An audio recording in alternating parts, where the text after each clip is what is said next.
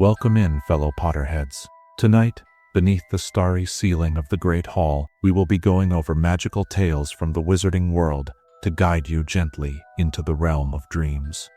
Before we disappear behind the veil of dreams, take a moment to cast your support spell, tap the like button, and join our magical community by subscribing. Also, I'm curious what time it is in your corner of the wizarding world.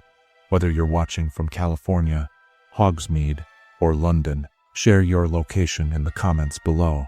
Your participation will be greatly appreciated and helps our magical community grow stronger. Now, the time for incantations has passed. Dim your lights, find your most comfortable position, and prepare to be transported to the world of witchcraft and wizardry as we begin tonight's magical tales. Chapter 1. The truth creature knew about Regulus Black's sacrifice. In the darkest corners of Grimmauld Place, amidst the dust and forgotten heirlooms of a once proud pure-blood family, an elderly house elf guarded secrets that the wizarding world had long forgotten. The tale of Regulus Arcturus Black's sacrifice remained hidden for nearly 2 decades, preserved only in the fading memories of a servant bound by ancient magic and unwavering loyalty. But what if Creature knew far more about his master's final moments than he ever revealed? What if the truth about Regulus Black's defiance against the Dark Lord contained layers of complexity that even Albus Dumbledore never fully understood? The canonical account tells us that Regulus volunteered Creature's services when Voldemort required a house elf to test the defenses around his locket Horcrux. After forcing Creature to drink the Emerald Potion and leaving him to die, Voldemort departed, unaware that house elf magic operated differently than wizard magic. Creature, commanded to return home by his true master, was able to apparate from the cave, despite its powerful enchantments. Upon learning what had happened, Regulus became disillusioned with the Dark Lord's cause and resolved to undermine him by stealing the Horcrux. Yet this straightforward version of events leaves many questions unanswered. Consider how Regulus, barely out of Hogwarts and with limited experience in the dark arts, managed to deduce the existence of Horcruxes when far more experienced wizards had failed. The canonical explanation suggests that Regulus simply figured out Voldemort's secret after hearing about the cave and the locket. But perhaps there was another source of information, one closer to home than anyone suspected. What if Creature, in his role as a house elf in a dark family, possessed ancient knowledge about soul magic that he shared with his young master? House elves have demonstrated remarkable magical abilities that often surpass those of wizards in certain domains. They can apparate where wizards cannot, perform wandless magic with ease, and possess forms of magic entirely unknown to the wizarding community. Throughout the centuries, house elves have silently witnessed the darkest rituals performed by the families they served, accumulating forbidden knowledge that was never recorded in any book. Imagine Creature, returning from the cave, his small body racked with pain from the Emerald Potion, yet his mind unusually clear. The potion, designed to torment humans with their worst memories, might have affected a house elf's consciousness differently. Perhaps, instead of breaking Creature's mind, it temporarily sharpened his perceptions, allowing him to sense the malevolent fragment of soul trapped within the locket. When he described the ordeal to Regulus, he may have used terms from ancient house elf lore that wizards had long forgotten, words that described the splitting of a soul and the objects that contained these fragments. The cave itself presents another mystery. How did Regulus navigate its defenses so successfully on his first attempt? The canonical explanation states that Creature guided him to the cave and across the lake, but crossing that lake required precise knowledge that Creature, terrified and poisoned during his first visit, was unlikely to have gathered in detail.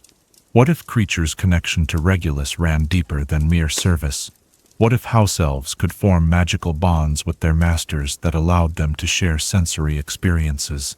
Imagine Regulus and Creature preparing for their mission in the hidden study of Grimmauld Place, surrounded by ancient black family tomes. Creature places his gnarled hand on Regulus's forehead, and suddenly the young wizard sees flashes of memory, not just visual images, but magical impressions of the cave's defenses, the feel of the enchantments, the rhythm of the magic protecting the Horcrux. This shared magical perception would explain how Regulus navigated the cave so confidently, despite never having visited it before. The most poignant moment in their story occurs at the underground lake. Regulus drinks the potion himself, refusing to subject Creature to that torment again. As the canonical account tells us, his final command was for Creature to take the locket, leave him behind, destroy the Horcrux, and tell no one what had happened. But what if there was more to this final exchange? What if Regulus, in those last moments of clarity before the potion overcame him, performed an ancient form of magic, one that transferred a portion of his consciousness into Creature? The magic of sacrifice has been established as one of the most powerful forms of protection in the wizarding world. Lily Potter's sacrifice created a shield around Harry that even Voldemort could not penetrate. What if Regulus, knowing he was about to die, created a similar protection around Creature and the mission they had undertaken together? This would explain why Creature was able to escape the cave a second time, despite the inferi that dragged Regulus beneath the water. It would also explain Creature's fanatical dedication to preserving Regulus's memory and completing his final order. Consider how Creature behaved in the years following Regulus's death. He remained fixated on the locket, unable to destroy it despite numerous attempts. This obsession seems extreme even for a house elf dedicated to following orders. But if Creature carried a fragment of Regulus's consciousness, his inability to move past the unfulfilled mission makes perfect sense. Part of Regulus lived on within him, driving him to complete what they had started together. This theory also casts new light on Creature's transformation after Harry shows him kindness and respect. The canonical explanation attributes this change to Harry's demonstration that not all wizards are cruel masters, but perhaps something deeper was at work. Perhaps by treating Creature with the same respect that Regulus once showed him, Harry unknowingly activated the fragment of Regulus's consciousness that had lain dormant within the elf for so many years. The moment when Creature leads the Hogwarts house elves into battle against the Death Eaters takes on new significance in this light.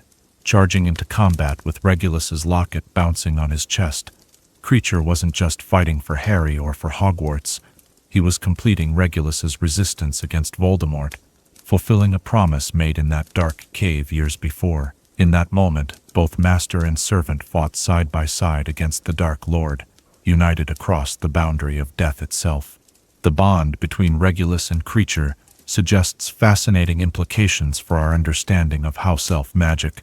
Throughout the wizarding world, these beings are treated as servants at best and slaves at worst, yet they possess magical abilities that wizards can barely comprehend. The ancient families like the Blacks, Malfoys, and others who have kept house elves for centuries may have benefited from forms of magical protection and knowledge transfer that have been entirely overlooked by magical historians. Consider that house elves appear to age differently than wizards. Creature served the Black family for generations, remembering events from long before Sirius was born. This longevity means that house elves function as living repositories of family knowledge and history, preserving secrets that might otherwise be lost to time. In Creature's case, he carried not just the memory of Regulus's sacrifice, but potentially a portion of Regulus himself, an anchor for the young wizard's final act of defiance against Voldemort. The implications extend beyond Creature and Regulus to our understanding of house elf magic as a whole. Each house elf bound to a family may carry fragments of past masters, creating a complex magical network that preserves family knowledge and power across generations. This would explain why ancient families guard their house elves so jealously, and why the breaking of these bonds, as Lucius Malfoy experienced with Dobby, is considered such a serious blow to a family's standing and security. As the firelight flickers lower and the shadows grow longer, we are left to wonder about the true extent of what Creature knew. Did he carry a piece of Regulus Black's consciousness within him for all those years in Grimmauld Place? Was his transformation under Harry's kindness actually the reawakening of Regulus's influence? And perhaps most intriguingly, What other secrets might house elves throughout the wizarding world be keeping, silent witnesses to centuries of magical history?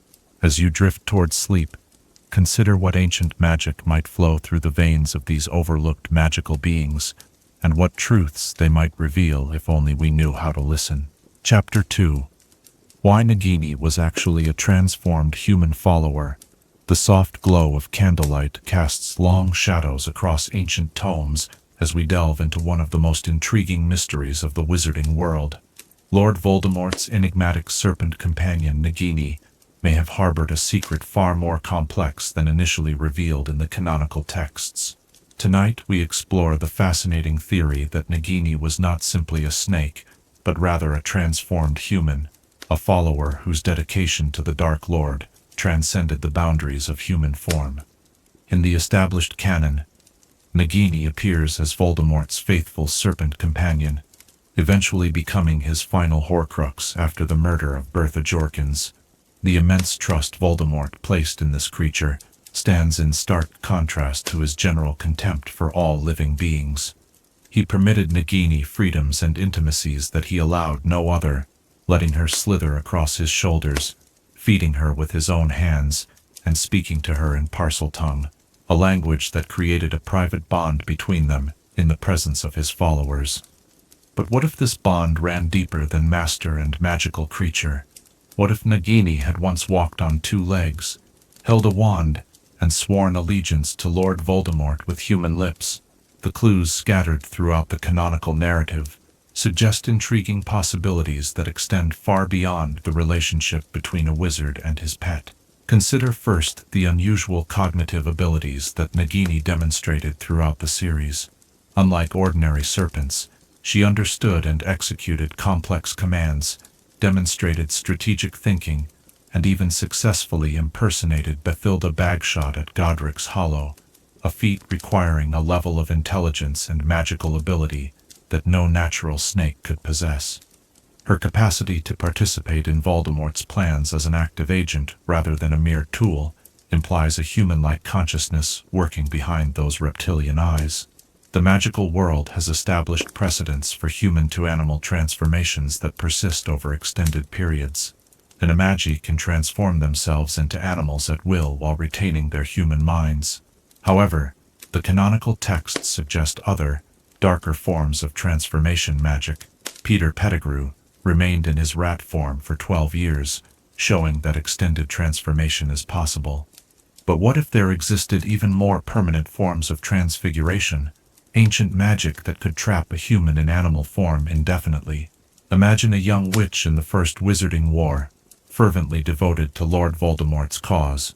Perhaps she was among his earliest followers, a member of his original inner circle from his Hogwarts days, when he still possessed the handsome features and charismatic demeanor that drew so many to his side.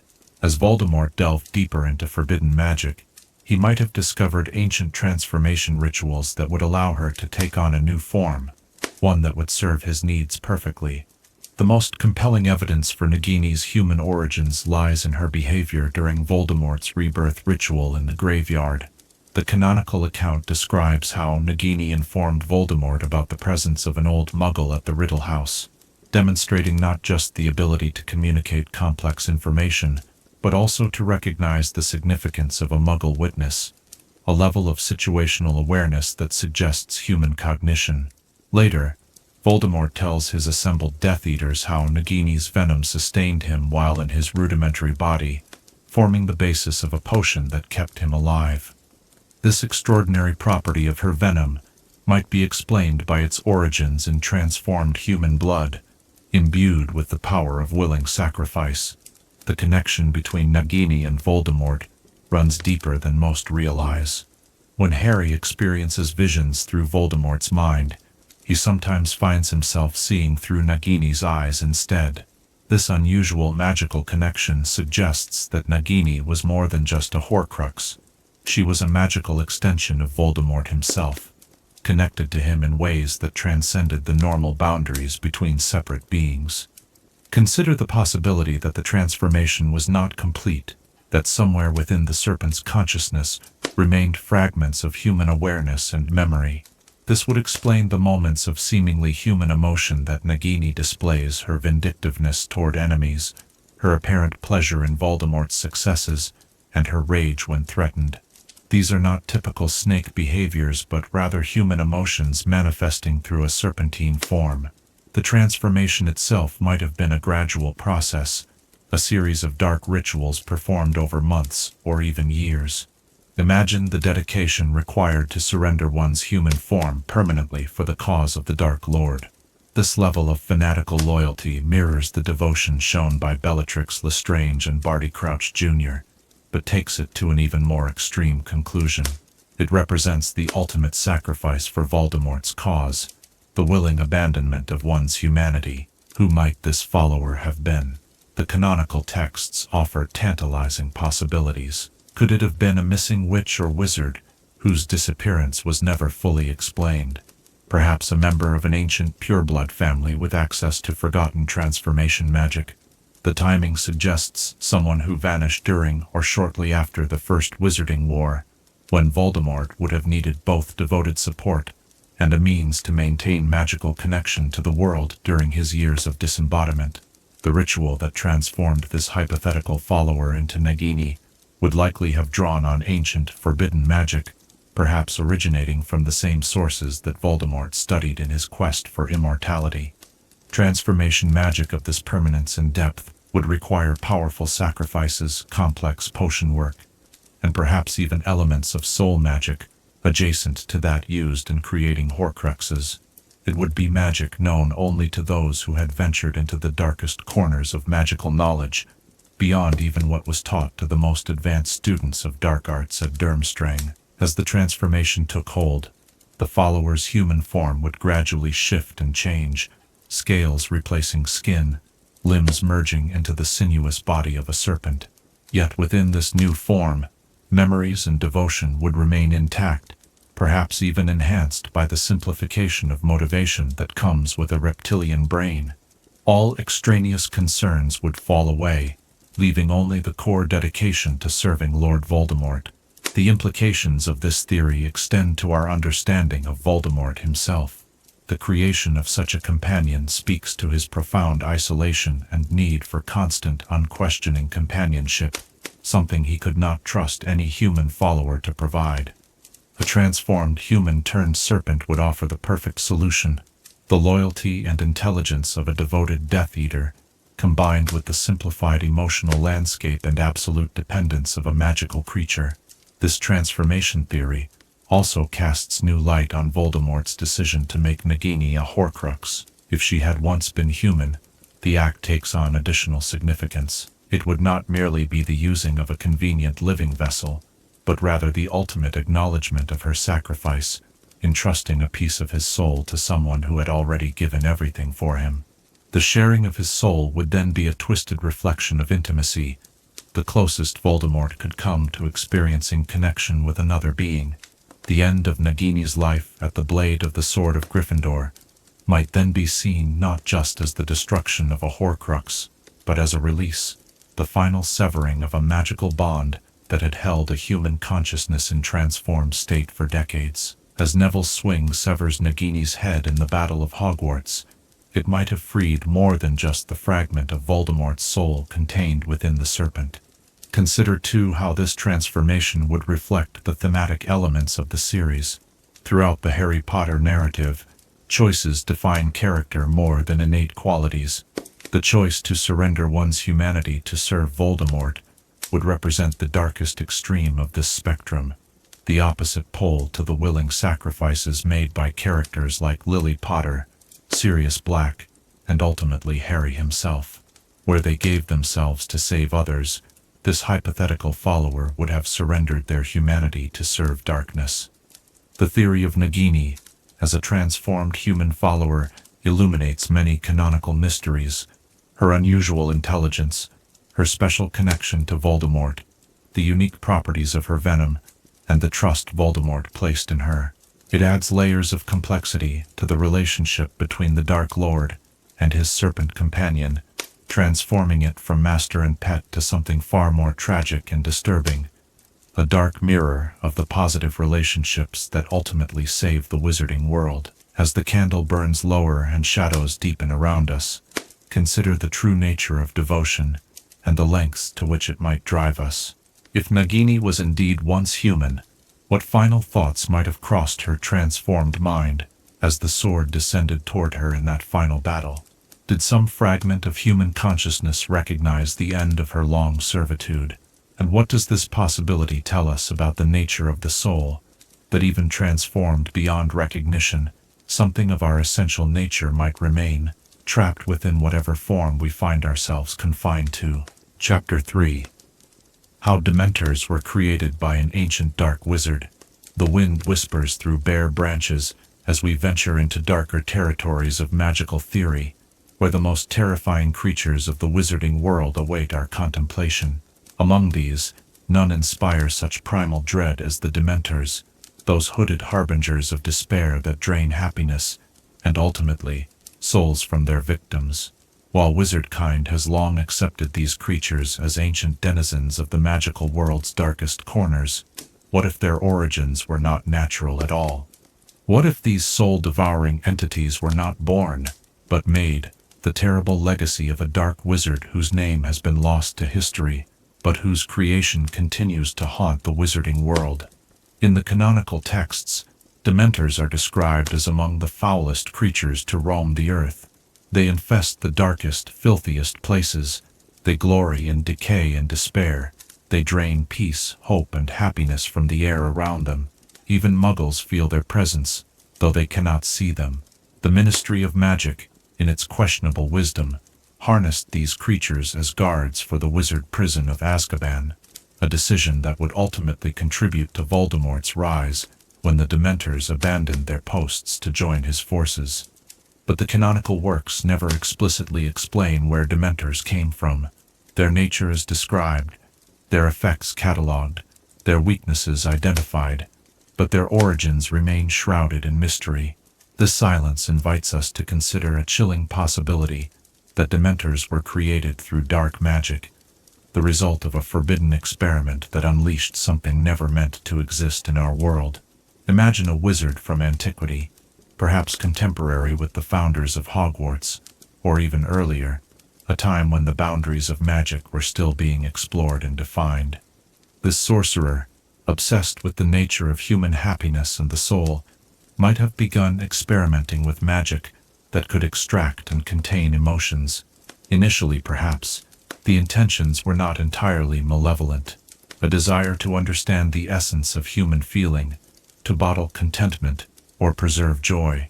But as is often the case with those who delve too deeply into forbidden knowledge, the research soon twisted toward darker purposes.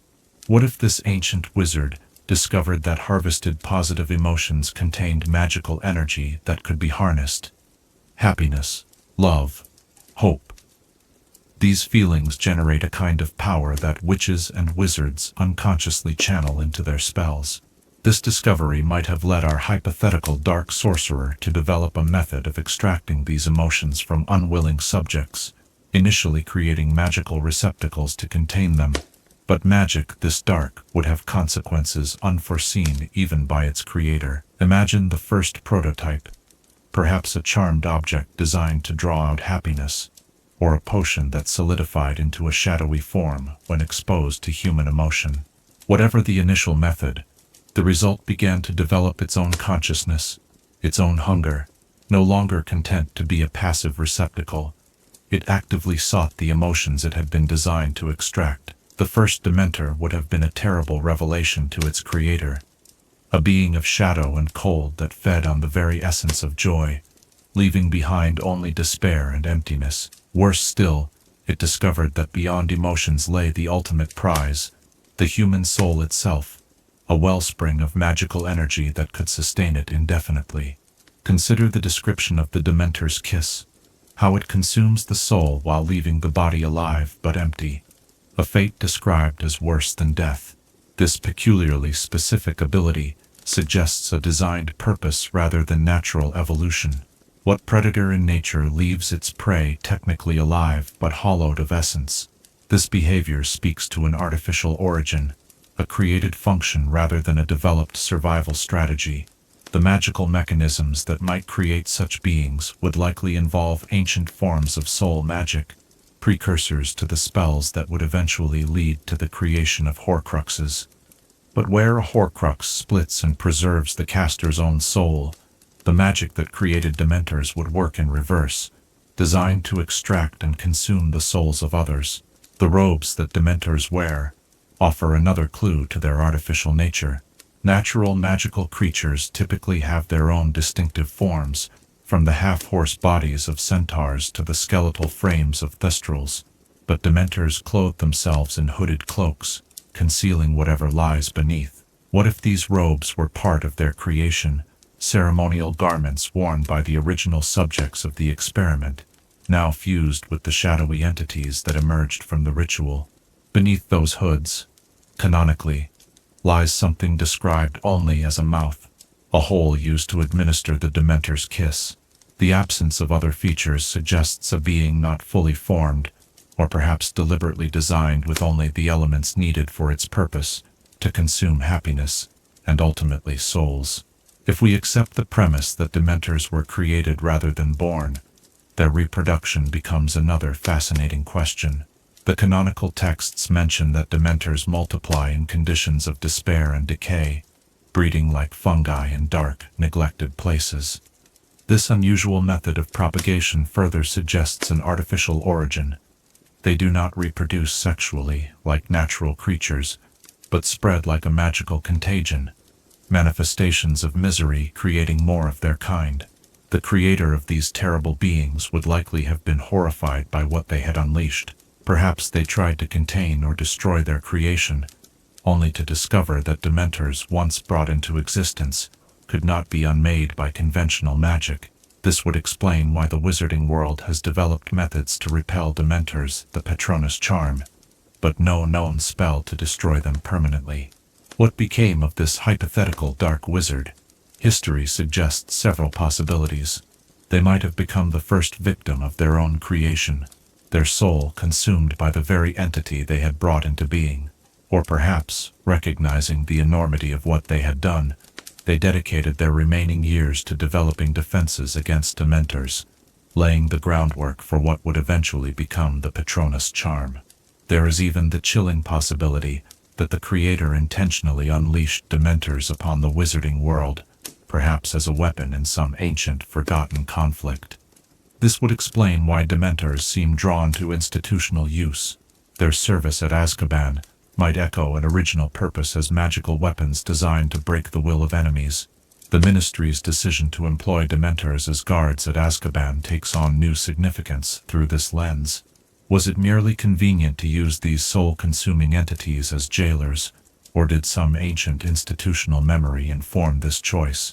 Perhaps buried deep in the Ministry archives lies knowledge of the Dementors' true origins, information deemed too dangerous or shameful to be widely known.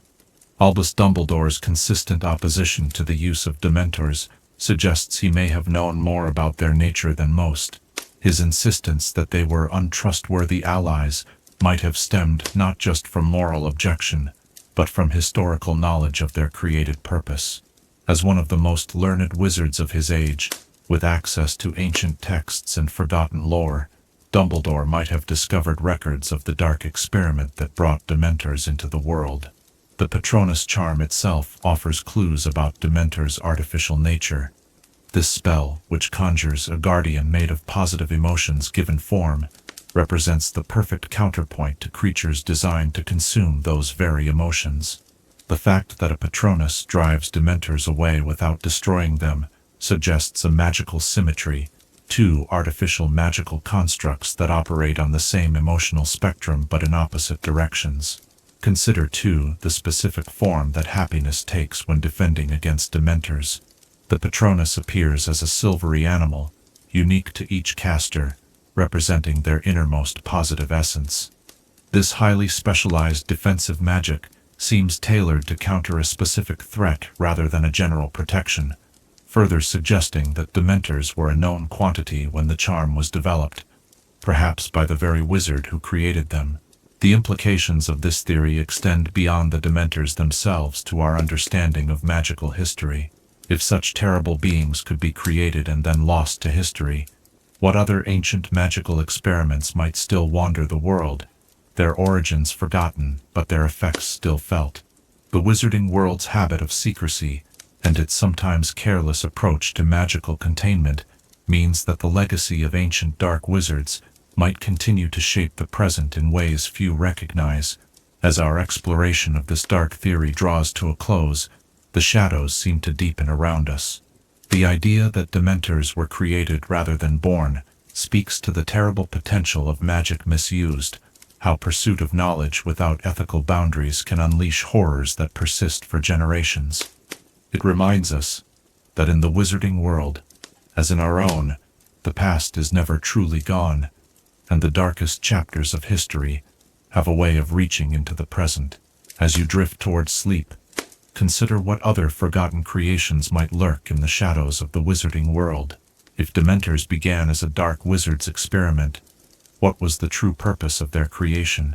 Was it an accident, a weapon, or something even more sinister, an attempt to achieve a form of immortality by feeding on the souls of others?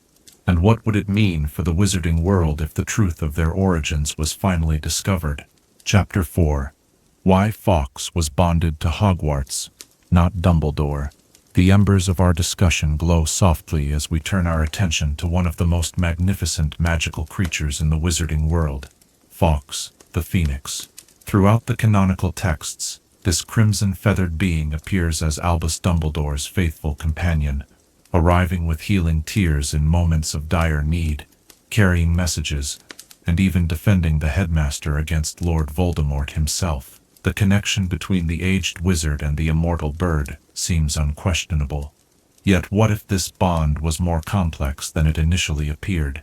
What if Fawkes was not in fact bound to Dumbledore at all, but rather to Hogwarts itself, an ancient guardian of the school, whose loyalty to its headmaster was merely an extension of a deeper, more primeval magical connection? In the established canon, Fawkes resides in Dumbledore's office, perched near the headmaster's desk. When Harry first encounters the Phoenix, it is nearing a burning day, and he witnesses the bird's fiery death and subsequent rebirth from the ashes. Throughout the series, Fawkes assists Dumbledore, and, by extension, Harry, most notably in the Chamber of Secrets, where his tears heal Harry's basilisk wound, and during the battle at the Ministry of Magic, where he swallows a killing curse meant for Dumbledore. After Dumbledore's death, Fawkes sings a lament of heart-wrenching beauty before flying away from Hogwarts, seemingly never to return. This departure has been interpreted as evidence of Fawkes's personal bond with Dumbledore. The Phoenix, having lost his master, leaves to find a new purpose. But what if this understanding is incomplete? What if Fawkes left not because Dumbledore died, but because Hogwarts itself was about to enter a dark period under the influence of Lord Voldemort? What if the Phoenix's purpose was always to protect the school, with Dumbledore merely serving as its most worthy contemporary champion? Consider the symbolism of the Phoenix in magical lore. These creatures are embodiments of renewal and purification, associated with fire and rebirth. In many magical traditions, Phoenixes are guardians of sacred places, appearing when such locations face great peril, and departing when balance is restored. If we apply this understanding to Fawkes, his presence at Hogwarts takes on new significance, not as Dumbledore's pet or familiar, but as a magical guardian bound to the school itself, manifesting during a period when the very foundations of magical education were threatened. The timing of Fawkes's known appearance at Hogwarts provides our first clue. While the canonical texts don't specify exactly when Fawkes came to Dumbledore, we can infer that their association began either shortly before or after Dumbledore became headmaster. This period coincides with the first rise of Lord Voldemort, a direct threat to the future of magical education and the safety of young witches and wizards. If Fawkes was indeed bound to Hogwarts rather than to Dumbledore personally, the Phoenix's manifestation during this time would make perfect sense. the Guardian appearing when the school faced its greatest existential threat since the departure of Salazar Slytherin. Examining Fawkes' behavior throughout the series reveals further evidence for this theory. The Phoenix assists not just Dumbledore, but anyone working to protect Hogwarts and its students. In the Chamber of Secrets, Fawkes comes to Harry's aid, bringing the Sorting Hat and later healing his wound. Significantly, Harry had just professed his loyalty not to Dumbledore personally, but to what Dumbledore stood for, the protection of Hogwarts and the values it represented. Dumbledore will only truly have left this school when none here are loyal to him, Harry declared, demonstrating that his allegiance was to the institution and its principles, with Dumbledore serving as their embodiment. Fawkes' response to this declaration suggests the Phoenix recognized Harry as acting in service to Hogwarts itself. The Phoenix's appearances always coincide with moments of critical danger to the school or its legitimate defenders. When Dumbledore is forced to flee Hogwarts during Harry's 5th year, Fawkes disappears with him. But is this because the Phoenix is bound to Dumbledore, or because Dumbledore remains the school's rightful protector even in exile? Similarly, during the battle at the Department of Mysteries, Fawkes intervenes when Dumbledore fights Voldemort, a confrontation with direct implications for Hogwarts' future safety. Perhaps most tellingly, consider what happens after Dumbledore's death. Fawkes sings a lament, and then departs from Hogwarts, never to return during the events of the final book. If the Phoenix were bound only to Dumbledore, we might expect it to transfer its allegiance to McGonagall or Harry, both worthy successors to Dumbledore's values. Instead, Fawkes leaves entirely, just before Hogwarts falls under the shadow of Death Eater control. This departure makes perfect sense if we understand the Phoenix as a guardian of the school itself, withdrawing when the institution temporarily ceases to fulfill its true purpose, when the castle becomes not a sanctuary of learning but an outpost of Voldemort's regime. The Phoenix's very nature supports this interpretation. Phoenixes are immortal creatures, experiencing countless cycles of death and rebirth. It seems unlikely that such eternal beings would form exclusive bonds with mortal wizards, whose lives represent mere moments in a Phoenix's existence. More plausible is that Phoenixes align themselves with enduring magical locations or purposes, serving as guardians of places like Hogwarts across many human generations. What if Fawkes had protected Hogwarts long before Dumbledore became headmaster? Perhaps the Phoenix had appeared to other worthy heads of the school during previous periods of crisis, only to withdraw during times of peace, explaining why it isn't mentioned in Hogwarts, a history, as a permanent fixture. The Phoenix might materialize only when the school faces existential threats, its presence a rare and precious sign that Hogwarts stands at a crucial juncture in magical history. This theory invites us to reconsider the foundational magic of Hogwarts itself. The school was established by 4 of the greatest witches and wizards of their age, each contributing unique forms of magic to the castle's creation. What if one of their protective enchantments included a contingency, a magical provision that would summon a guardian phoenix when Hogwarts faced its darkest hours? This would explain why Fawkes appeared during Dumbledore's tenure, as the headmaster confronted first Grindelwald and then Voldemort, both of whom presented unprecedented threats to magical education. Imagine the founders, particularly Godric Gryffindor, whose emblematic colors Fawkes shares, weaving Phoenix magic into the very stones of the castle. This magic would lie dormant for centuries, activating only when specific conditions were met, when a worthy protector took the helm during a time of great danger. Dumbledore, with his extraordinary magical abilities and unwavering dedication to protecting young witches and wizards, would certainly qualify as such a champion. The Sorting Hat offers a precedent for this kind of founder's magic, an object imbued with the intelligence and values of Hogwarts creators, continuing to serve its purpose centuries after their deaths. If the founders could create such a complex magical artifact, it seems plausible they could also establish a connection to a Phoenix Guardian, designed to manifest when needed most. Fawkes' departure after Dumbledore's death takes on new poignancy through this lens. The Phoenix does not leave because his master has died, but because Hogwarts itself is about to enter a period of corruption, its purpose perverted by Death Eater control. The Guardian withdraws, perhaps to return in some future generation, when the school once again aligns with its founder's vision and faces a threat worthy of a Phoenix's intervention. This interpretation also explains why Fawkes doesn't return to assist during the Battle of Hogwarts. By the time that conflict begins, the connection between the Phoenix and the school may have already been severed by the months of Death Eater occupation. Alternatively, the Phoenix might recognize that the school now has sufficient protectors in Harry and his allies, its guardianship no longer necessary, as the wizarding world transitions into a new era of peace. Consider too the Phoenix's known magical abilities and how they align with Hogwarts's needs during Voldemort's rise. Phoenix tears have healing powers, essential in a school that becomes a battleground. Phoenixes can carry immensely heavy loads, symbolically bearing the weight of Hogwarts's legacy through dark times. They can disappear and reappear in bursts of flame, providing secure communication when the school is under surveillance. Each of these abilities serves not just Dumbledore personally, but the wider purpose of protecting Hogwarts and its inhabitants.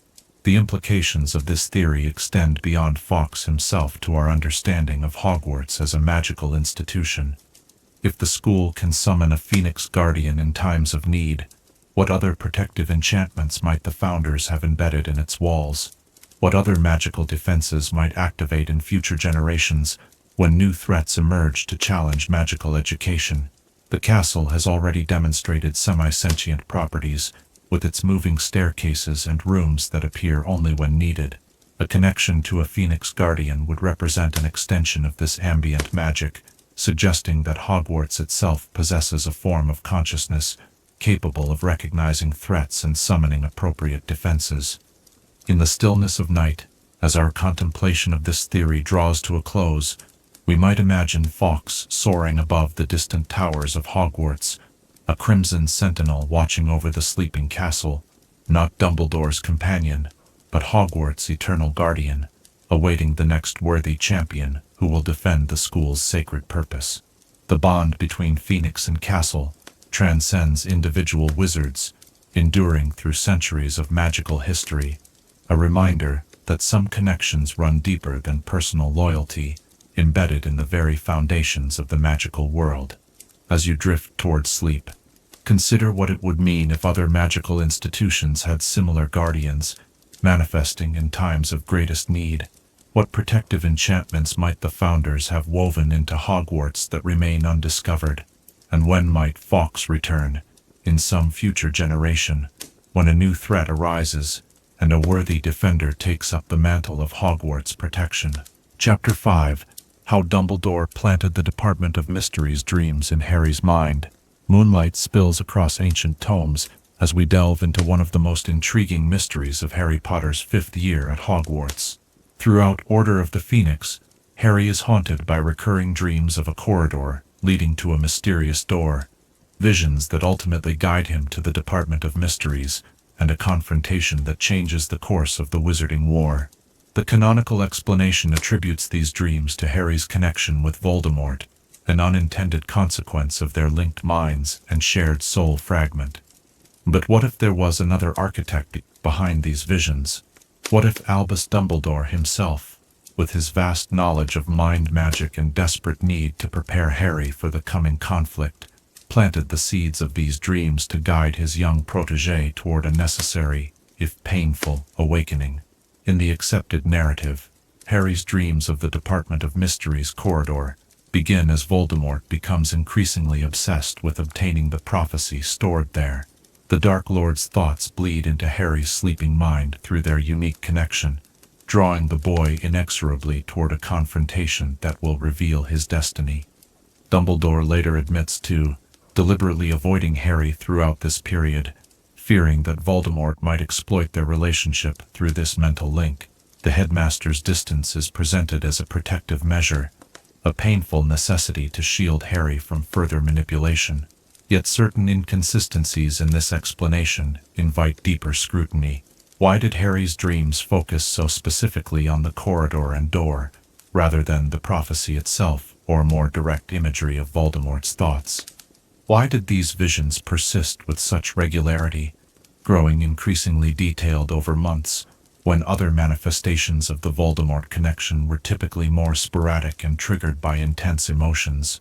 And perhaps most tellingly, why did Dumbledore seem unsurprised by Harry's actions when they eventually led to the Department of Mysteries, despite claiming to have been trying to prevent exactly this outcome? Consider the possibility that Dumbledore, master of subtle manipulation and long-term planning, recognized an opportunity in Harry's connection to Voldemort. Rather than simply trying to block this connection, what if he selectively amplified certain aspects of it, guiding Harry's dreams towards specific locations and insights, while shielding him from the full force of Voldemort's consciousness?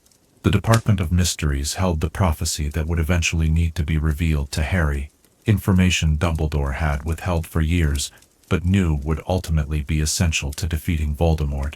Direct disclosure of this prophecy would have placed an unbearable burden on a boy already struggling with trauma and loss.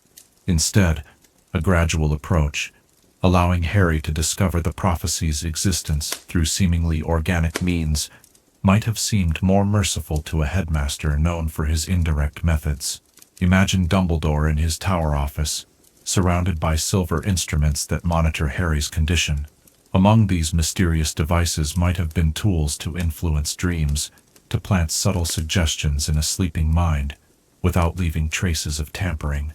The ancient magic of one-eromancy, dream manipulation, would certainly be within the capabilities of a wizard of Dumbledore's caliber, particularly when working with a mind already connected to another through unprecedented magical means.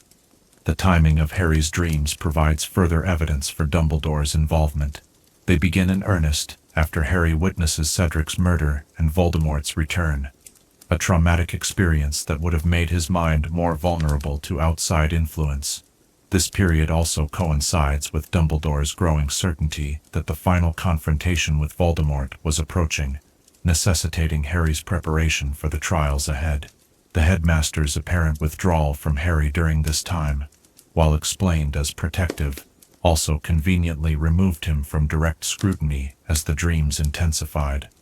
Consider, too, the specific content of Harry's visions. They focus primarily on the corridor and door, leading to the Department of Mysteries, rather than the Hall of Prophecy itself, or the specific orb containing Harry's fate. This limited perspective keeps Harry curious and searching without revealing too much, drawing him inexorably forward on a path of discovery that Dumbledore could monitor, and if necessary, redirect. The dreams function as breadcrumbs rather than a complete map, exactly the kind of guiding hand Dumbledore typically employed in Harry's education. Occlumency lessons with Snape, ostensibly intended to block these visions, take on new significance through this theoretical lens. If Dumbledore had indeed planted or enhanced certain dreams in Harry's mind, he would need to ensure that Snape's instruction did not completely sever the connection he was using. The headmaster's choice of Snape, a teacher with whom Harry had a deeply antagonistic relationship, virtually guaranteed that these lessons would be ineffective. Was this seemingly poor judgment actually a calculated decision to maintain the dream connection while appearing to address it? The lessons themselves may have even strengthened Dumbledore's influence on Harry's dreams. Each occlumency session left Harry mentally exhausted and his defenses weakened, potentially making him more susceptible to subtle dream manipulation. Snape's harsh methods, repeatedly forcing Harry to relive traumatic memories, created emotional turbulence that could mask other changes taking place in the boy's consciousness. Under the guise of protection, these lessons may have actually prepared Harry's mind for further external guidance. Dumbledore's hand becomes most visible in the dream that finally drives Harry to the Department of Mysteries, the vision of Sirius being tortured by Voldemort. This dream differs significantly from the earlier corridor visions, being much more detailed and emotionally charged. It provides exactly the motivation needed to propel Harry into action after months of building curiosity.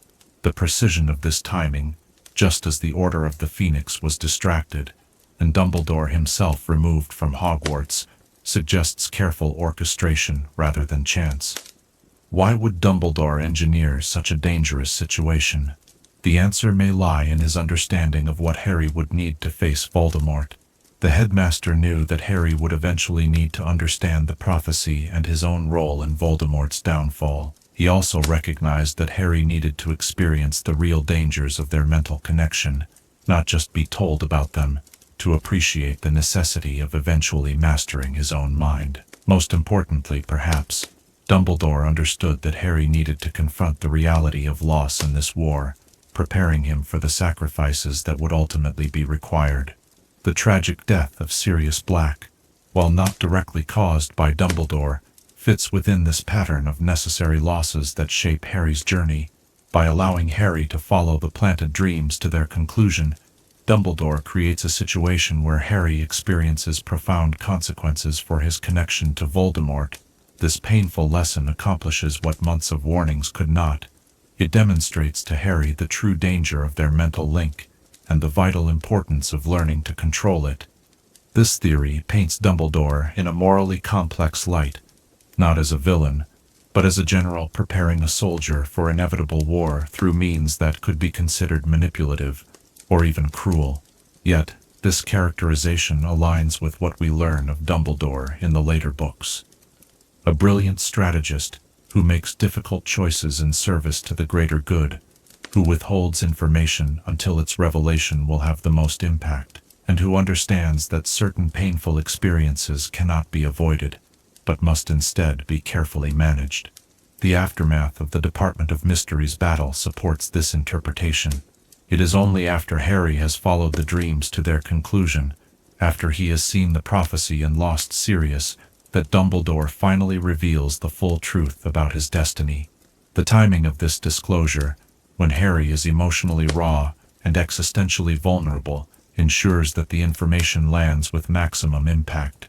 The headmaster has prepared this moment carefully, guiding Harry through dreams to a place where he cannot help but accept the burden that has been placed upon him.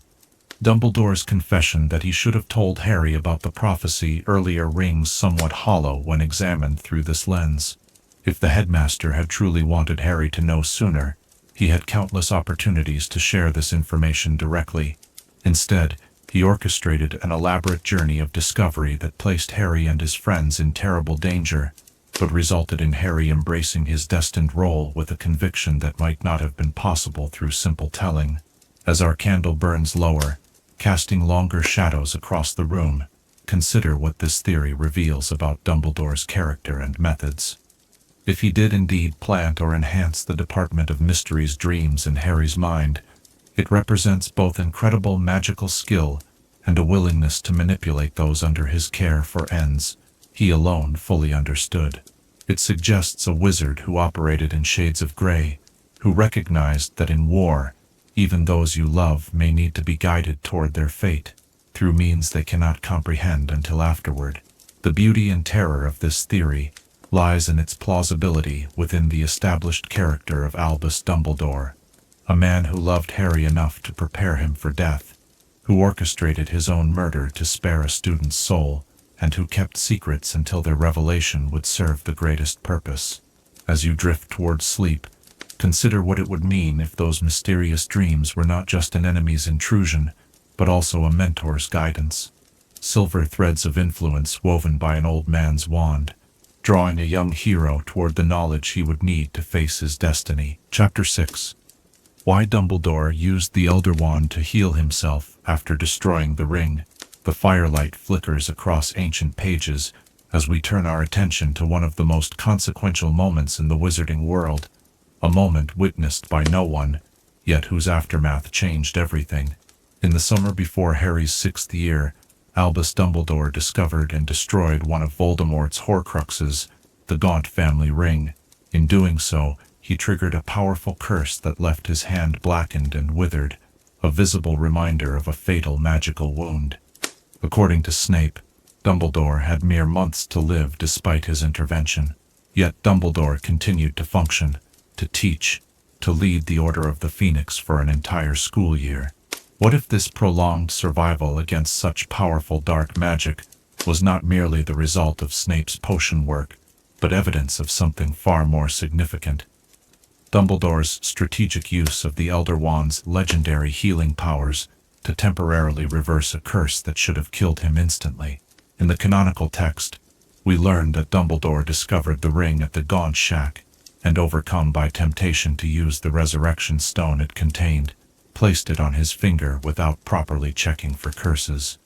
The resulting magical trap nearly killed him immediately.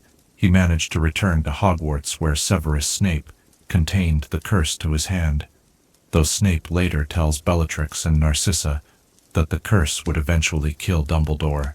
By the time Harry sees the headmaster again, his hand is blackened and shriveled, but Dumbledore himself seems relatively undiminished in power or presence. This sequence of events contains several mysteries. How did Dumbledore, weakened by a lethal curse, manage to transport himself back to Hogwarts? Why was Snape able to contain a curse created by Voldemort himself, one presumably designed to be irreversible? And perhaps most importantly, how did Dumbledore maintain his magical strength and clarity of mind while harboring such a destructive force within his body? The answer may lie with the Elder Wand, the most powerful wand in existence, and at that time firmly in Dumbledore's possession. The canonical texts establish that the Elder Wand possesses extraordinary powers beyond those of ordinary wands. While its combat applications are well documented, less attention is paid to its potential healing capabilities. Yet a wand of such power would naturally excel at all forms of magic, including restorative spells that might temporarily reverse even the darkest curses. Imagine the scene immediately after Dumbledore puts on the ring. The curse activates instantly, spreading deadly magic up his arm toward his heart. In that critical moment, the headmaster draws the Elder Wand with his unaffected hand, and recognizing the nature of the attack, casts not an ordinary healing charm, but an ancient counter-curse, specifically amplified by the Elder Wand's power. This wouldn't cure him. The curse is too deeply embedded, too intricately crafted by Voldemort for complete reversal. But it would buy him precious time, halting the curse's progress long enough for him to return to Hogwarts and seek Snape's assistance. The Elder Wand's intervention would explain how Dumbledore survived the initial attack, when anyone else would have perished immediately. It would also explain how he maintained the strength to apparate back to the school grounds, while suffering from what should have been a debilitating injury. The Deathly Hallow, responding to its master's dire need, provided a temporary shield against death itself, fitting given its legendary origins. Upon reaching Hogwarts, Dumbledore would have immediately summoned Snape, whose expertise in the dark arts and potion-making represented the next layer of defense against the curse. Together, they would have worked to contain what the Elder Wand had temporarily suppressed. Snape's potions would form a mundane complement to the wand's extraordinary power, creating a complex magical treatment that could extend Dumbledore's life for months rather than the minutes or hours he would have had otherwise. But this theory extends beyond mere survival. The Elder Wand's healing influence would explain how Dumbledore maintained his magical prowess throughout his final year. Despite carrying a curse powerful enough to kill him, the headmaster continued to perform extraordinary feats of magic, from his fiery defense against Inferi in the cave to his silent, wandless spellcasting during his lessons with Harry. Without some powerful mitigating force, the curse should have gradually weakened him, diminishing his magical abilities as it consumed his life force. The Elder Wand, however, would have provided a constant counterbalance to the curse's effects, channeling its immense power into sustaining its master. This theory gains further support when we consider the Elder Wand's history. The Deathly Hallows, according to legend, were created by death itself. The Elder Wand, as the most overtly powerful of the three, would naturally possess some affinity with life and death magic. Its ability to defeat any opponent in a duel might be just one manifestation of a broader power over mortality, the power to both take life more efficiently than any other wand, and perhaps to temporarily preserve it against unnatural threats. Dumbledore's use of the Elder Wand for healing rather than destruction also aligns perfectly with his character. Having renounced his youthful hunger for power, the older Dumbledore would have been reluctant to exploit the wand's full destructive potential, using it instead to extend his life just long enough to complete his plans for defeating Voldemort. Represents a redemptive application of an object traditionally associated with violence and dominance. In this way, Dumbledore turns the Elder Wand's power toward preservation rather than destruction, a subtle subversion of its bloody history. The blackened hand itself, a visual reminder of Dumbledore's injury throughout Harry's 6th year, takes on new significance through this lens. Rather than simply representing the contained curse, it marks the boundary where two powerful magical forces meet in temporary equilibrium. Voldemort's curse pushing outward, and the Elder Wand's healing magic pushing inward. The withered appearance signifies not just damage, but an ongoing magical battle taking place within Dumbledore's body. A battle that the headmaster knew would eventually end with the curse's victory, but one he was determined to prolong until his plans could reach fruition. Consider, too, the moments when Dumbledore uses the Elder Wand during his final year. Each spell he casts draws on the wand's power that might otherwise have been directed toward healing his wound. This creates a poignant tension in scenes like the cave expedition, where Dumbledore must weaken his own life-preserving defenses to combat the Inferi, accelerating the curse's progress. His physical collapse after this confrontation may reflect not just exhaustion from drinking the potion, but the consequence of diverting the Elder Wand's protective influence toward combat magic. This theory also sheds new light on Dumbledore's decision to plan his own death at Snape's hand. Knowing that the Elder Wand was the only thing preventing the curse from claiming him immediately, he would have understood that its allegiance needed to be transferred carefully to ensure it didn't fall into Voldemort's possession. By arranging for Snape to defeat him through an act of mercy rather than being conquered by the curse, Dumbledore aimed to break the chain of the wand's violent succession, though this plan would ultimately be complicated by Draco Malfoy's unexpected intervention. The gradual weakening we observe in Dumbledore throughout the 6th book, moments of apparent pain, fatigue, or distraction, might represent not just the curse's advance, but fluctuations in the Elder Wand's ability to contain it. Perhaps certain types of magic, or extended magical exertion, temporarily diminished the wand's healing influence, allowing the curse to gain ground before being pushed back once again. This would explain the headmaster's occasional vulnerability, despite his continued display of immense magical power. Imagine Dumbledore in the private moments we don't see in the canonical text. Alone in his office, using the Elder Wand to perform complex healing spells on his injured hand, temporarily restoring just enough function and alleviating just enough pain to continue his preparations for the coming war. These would be moments of intense concentration and magical skill, drawing on both his extensive knowledge of obscure magic and the unique properties of the Deathly Hallow in his possession. Each session would buy him another day or week of clear-headed planning, another opportunity to guide Harry toward understanding his role in Voldemort's defeat. The implications of this theory extend beyond Dumbledore's personal struggle to our understanding of the Elder Wand itself. If the wand possesses such extraordinary healing capabilities, then its history might include unpublished instances of miraculous recoveries alongside its well-documented trail of bloodshed. Perhaps some of its previous owners used it not just to defeat enemies, but to recover from injuries that would have killed ordinary wizards, contributing to legends of their invincibility.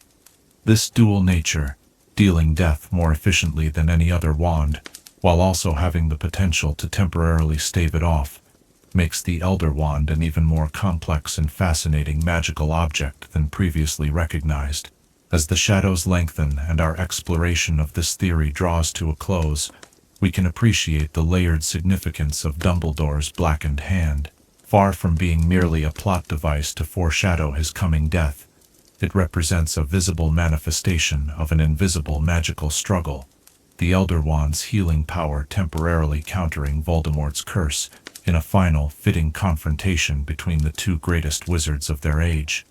Even as Voldemort sought to tear his soul apart in pursuit of immortality, Dumbledore used the most powerful wand in existence, not to extend his life indefinitely, but simply to complete the task before him, to prepare the way for those who would continue the fight after he was gone. As sleep approaches, consider what this theory tells us about the nature of power and how it is wielded. If Dumbledore indeed used the Elder Wand to heal himself after destroying the ring, it demonstrates that the same tool can bring both destruction and preservation, depending on the intentions of its master. What other magical objects in the wizarding world might possess such dual natures, their full potential realized only when wielded with wisdom rather than mere strength? And what does it tell us about Dumbledore that in his final days, facing certain death, he turned the most destructive wand in history toward the preservation of life, rather than its taking? Chapter 7. How the Thestrals can travel between life and death. As shadows lengthen and the night grows deeper, we turn our attention to perhaps the most mysterious of all magical creatures in the wizarding world, the Thestrals. These skeletal winged horses with their dragon-like faces and blank white eyes have inspired fear and fascination in equal measure. Visible only to those who have witnessed and processed death, they exist in a liminal space between the seen and unseen, between knowledge and innocence. But what if their connection to death runs deeper than mere symbolism?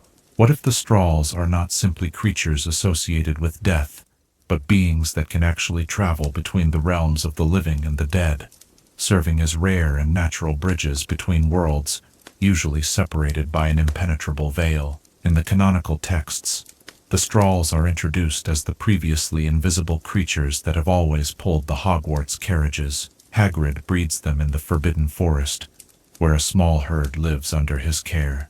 They are used for transportation, pulling the school carriages, carrying the Order members during the Battle of the Department of Mysteries, and eventually bearing Hagrid and a weakened Dumbledore back to Hogwarts after retrieving the Locket Horcrux. Their connection to death is emphasized primarily through their visibility. Only those who have seen death can perceive them, and through their somewhat morbid appearance and carnivorous diet.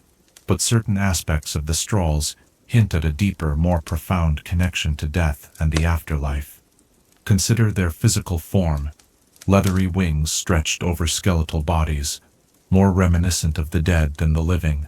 Their blank, white eyes suggest blindness in the conventional sense, but perhaps vision of a different kind, the ability to perceive what living eyes cannot. Even their diet of raw meat speaks to their position as creatures that sustain themselves on what once lived, transforming death into continued existence. What if these characteristics are not merely coincidental, but indicative of the Thestrals' true nature, as beings that exist simultaneously in both the realm of the living and the realm of the dead? What if they are not just visible to those who have witnessed death, but actually serve as natural conduits between these two states of being? The canonical evidence for this theory begins with the Thestrals' unique method of flight. Unlike other magical creatures capable of flight, the Thestrals seem to disappear and reappear in midair, moving with a speed and silence that defies normal physics. When Harry and his friends fly to the Ministry of Magic, the journey takes remarkably little time considering the distance covered. The sensation is described as extraordinary speed combined with the feeling of melting through the air. This unusual form of movement might not simply be magical flight, but rather a partial transition between realms, the Thestrals moving partially into the realm of death, where physical distance holds less meaning, before returning to the realm of the living at their destination. This theory gains further support when we consider where Thestrals appear in the narrative. They are first properly introduced in Order of the Phoenix, a book centrally concerned with the Department of Mysteries, and specifically the veil between life and death. It is the Thestrals that carry Harry and his friends to this very department, where they will eventually encounter this mysterious veil. Is this merely coincidental, or are the Thestrals particularly suited for this journey precisely because they themselves regularly traverse the boundary between worlds? Consider, too, the timing of Harry's ability to see Thestrals. He witnesses Cedric's death at the end of his 4th year, but can only see the Thestrals at the beginning of his 5th year. This delay has been explained canonically as Harry needing to process and accept the death he witnessed. But what if there's another dimension to this requirement? What if seeing death opens a person's perception to the realm beyond our own, allowing them to perceive creatures that exist partially in that realm? The processing of death would then represent not just an emotional journey, but a perceptual shift, the opening of a sense that allows one to perceive what exists between worlds. In ancient magical traditions across cultures, psychopomps, creatures or beings that guide souls between the worlds of the living and the dead, are a common motif. The Greek Charon, who ferried souls across the river Styx to the ravens of Norse mythology, who carried messages between worlds. These beings share characteristics with Thestrals. They are associated with death, but are not themselves dead. They can travel between realms. They often have distinctive, somewhat unsettling appearances, and they serve as guides or transportation between worlds. What if Thestrals fulfill this psychopomp role in the wizarding world? Their ability to carry living humans would then represent just one aspect of their function. Perhaps they also guide souls who have just died, helping them transition to the next realm. This would explain their gathering at sites of death, and their unusual awareness of when death is imminent. It would also explain why they seem drawn to Harry throughout the 5th book, as someone marked by death, and carrying a fragment of a damaged soul within him. He would naturally attract creatures whose purpose involves guiding souls between realms. The Forbidden Forest, where Hogwarts' herd of Thestrals reside, has long been associated with death and the otherworldly in wizarding lore. It is a place where the boundaries between the mundane and magical worlds thin, where centaurs rid death in the stars and unicorns, symbols of life and purity, can be slain to sustain a cursed half-existence. This location would be the perfect dwelling place for creatures that traverse the boundary between life and death, allowing them easy access to both realms from a place where the veil between worlds is already thin. Imagine a Thestral's perception, simultaneously aware of both the physical world and the realm of death. They would see not just the living humans around them, but also the imprints of those who have passed, the echoes of death that linger in places of significance. Their blank eyes, unseeing in the conventional sense, would perceive the layers of reality that exist beyond physical form, the threads of life and death that weave through all existence. This dual perception would explain why the Thestrals are drawn to those who are dying or newly dead. They would sense the soul's readiness to transition and gather to offer guidance to the other side. In times of great conflict, like the Battle of Hogwarts, they would be particularly active, preparing to guide the many souls about to cross over. Their presence at such times might even provide a measure of comfort to those with the ability to see them. An assurance that the transition from life to death is not a journey taken alone, but one guided by creatures that understand both worlds. The implications of this theory extend to our understanding of death itself in the wizarding world. If the Thestrals can travel between realms, then the boundary between life and death is not absolute but permeable under certain circumstances. This aligns with other canonical elements that suggest the same. The Resurrection Stone's ability to recall shades of the dead, the veil in the Department of Mysteries through which Sirius falls, and the limbo-like King's Cross where Harry speaks with Dumbledore after being struck by Voldemort's killing curse. Consider the moment when Harry rides a Thestral for the first time. On the journey to the Ministry of Magic, he experiences a sensation unlike any other form of magical transportation, a feeling of unreality, of moving through rather than over the world below. What if this unusual sensation occurs because the Thestral is not simply flying but partially transitioning between realms, taking a route that passes through the edges of death's domain before returning to the world of the living? Harry, with his unique connection to death through his mother's sacrifice and the soul fragment he carries, would be particularly sensitive to this transition, experiencing it as the strange melting sensation described in the text. This theory also offers new insight into why Dumbledore might have chosen to return to Hogwarts by Thestral after retrieving the locket Horcrux. Weakened by the potion and aware that his life was nearing its end, Dumbledore might have specifically requested this form of transportation because he sensed his proximity to death. The Thestral, as a creature that traverses the boundary between worlds, would be particularly suited to carrying a wizard poised between life and death, perhaps even easing the eventual transition that Dumbledore knew was coming. The ability to perceive the Thestrals only after witnessing death takes on deeper significance through this lens. Rather than simply being a matter of seeing death, it becomes about gaining a partial perception of the realm of death itself, a glimpse beyond the veil that separates the living from those who have passed on. Each person who can see the Thestrals carries with them a small window into this other world, opened through their personal experience of loss and mortality. Imagine the experience from the perspective of Luna Lovegood, who has been able to see the Thestrals since childhood after witnessing her mother's death. Her constantly being perceived as strange or disconnected from reality might partially stem from this early exposure to creatures that exist between worlds. Perhaps her seemingly odd perceptions and beliefs are not delusions, but glimpses of reality, as seen by one whose eyes were opened early to the liminal spaces between life and death, the visible and invisible worlds. As our exploration of this theory draws to a close, consider what it might mean for our understanding of death in the wizarding world, if Thestrals truly can travel between the realms of the living and the dead. It suggests that these realms are not entirely separate, but connected by paths that certain beings can traverse. It implies that death is not an ending but a transition, a passage from one state of being to another, and it offers the comforting thought that this passage is not made in isolation, but guided by creatures that understand both the world we leave behind and the one we journey toward.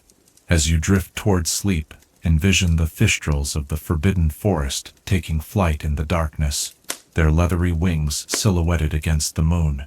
Where do they go when they disappear into the night sky? Are they merely hunting, or are they fulfilling their other purpose, guiding newly departed souls along pathways invisible to living eyes, through the veil that separates our world from what lies beyond? And what other creatures might exist in these in-between spaces, glimpsed only in dreams or by those who have looked death in the face and carried that knowledge back into life? Chapter 8. The accidental creation of time turners. The gentle ticking of a clock marks the passage of time, as we consider one of the most extraordinary magical devices in the wizarding world, the time turner. This small hourglass pendant, suspended within rotating rings of gold, allows its user to travel hours into the past, creating temporal loops that defy our linear understanding of time. In the canonical texts, time turners appear as meticulously crafted magical instruments, carefully regulated by the Ministry of Magic, and used with great caution. But what if these powerful devices were not the product of intentional invention at all? What if the very first time turner came into being through a spectacular magical accident, an unforeseen consequence of experimental magic gone awry, that inadvertently tore a hole in the fabric of time itself? In the established narrative, we learn relatively little about the origin of time turners. We know they are rare and carefully controlled by the Department of Mysteries, that they can transport users back in time for limited periods, and that they operate under certain constraints, most notably, that one cannot change what has already happened without risking terrible consequences. The entire stock of time turners was reportedly destroyed during the Battle of the Department of Mysteries, suggesting they were not easily replaceable.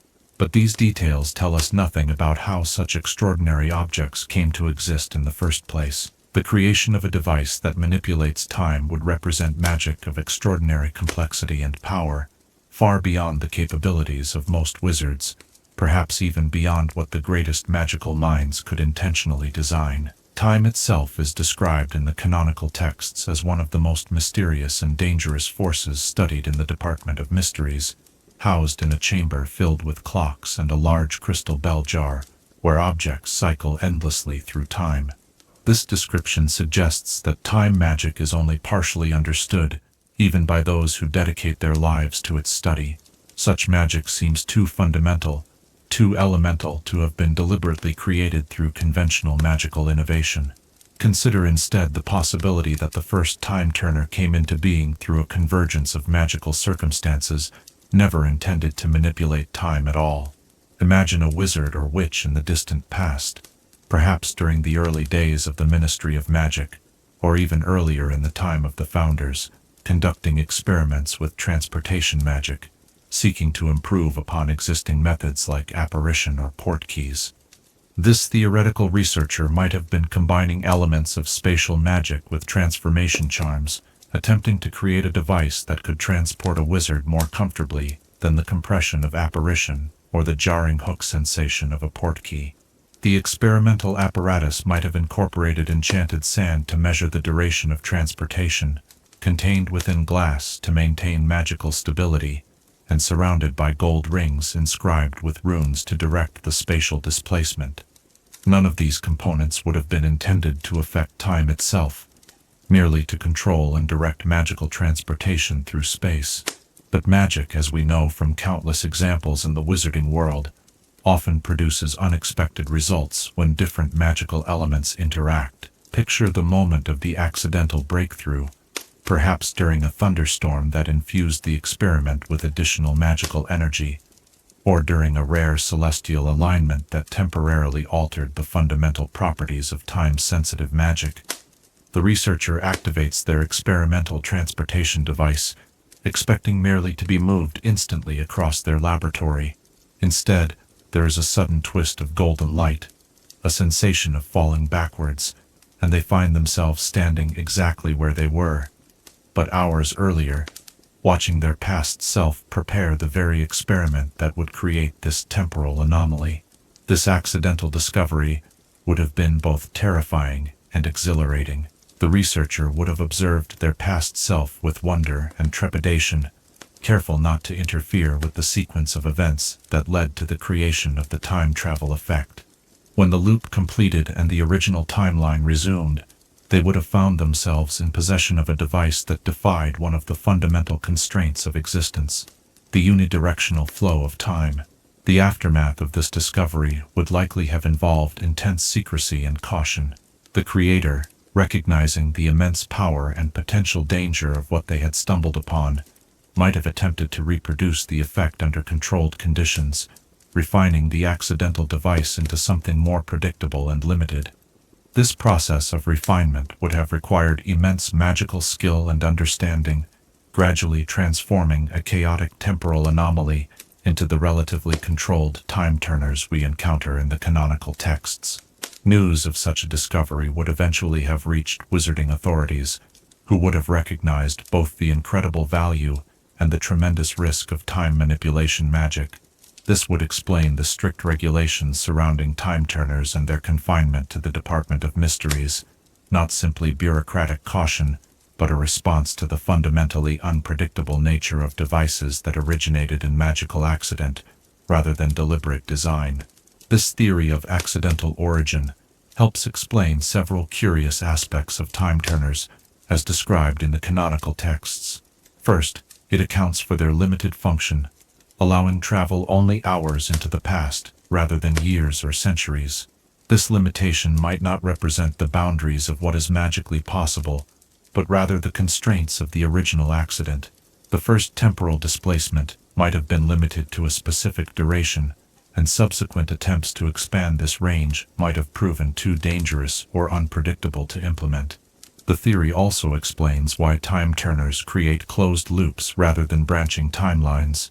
If the original accident involved the researcher observing their own past actions without altering them, this pattern would have been integrated into the fundamental magic of the device. The constraint that what happened would not be an arbitrary rule imposed by wizarding authorities, but an intrinsic property of the magic itself, a reflection of how the first temporal loop functioned. Consider, too, the physical form of the time-turner, a small hourglass surrounded by rotating rings. This design might directly echo the apparatus involved in the original accident. The hourglass containing enchanted sand would have been measuring magical duration. The rotating rings would have been directing spatial displacement. Together, they created a device that looked backward in time rather than sideways through space. What began as a practical design for a transportation experiment became, through magical accident, the iconic form of a time manipulation device. The rarity of time-turners and their apparent irreplaceability after the Department of Mysteries battle suggests that their creation involved magic that could not be easily replicated. If they originated in a magical accident, this would be perfectly logical. Subsequent time-turners might have been created not through following a standard magical formula, but by carefully studying and duplicating the properties of the original device, perhaps even incorporating material from the first time-turner into each new one. Once the original stock was destroyed, the knowledge and materials needed to create new ones might have been lost or deemed too dangerous to attempt again. The accidental creation theory also offers insight into why the Ministry restricts time-turners to such mundane uses as allowing Hermione Granger to attend multiple classes simultaneously. If these devices originated in an uncontrolled magical accident, the full extent of their capabilities and limitations might remain unknown, even to the Department of Mysteries researchers who study them.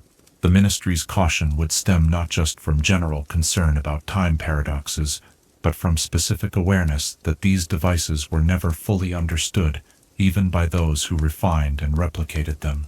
Imagine the anxiety of the Department of Mysteries researchers who work with these accidents of magical history. Unlike most magical objects, which were designed with specific purposes and limitations, time-turners would represent a partially tamed natural phenomenon, as if wizards had captured lightning in a bottle and fashioned it into a tool without fully understanding the fundamental force they were manipulating. This would explain the extraordinary security surrounding them, and the reluctance to deploy them even in circumstances where they might seem useful. The theory of accidental origin casts new light on Professor McGonagall's decision to allow Hermione to use a time-turner in her third year.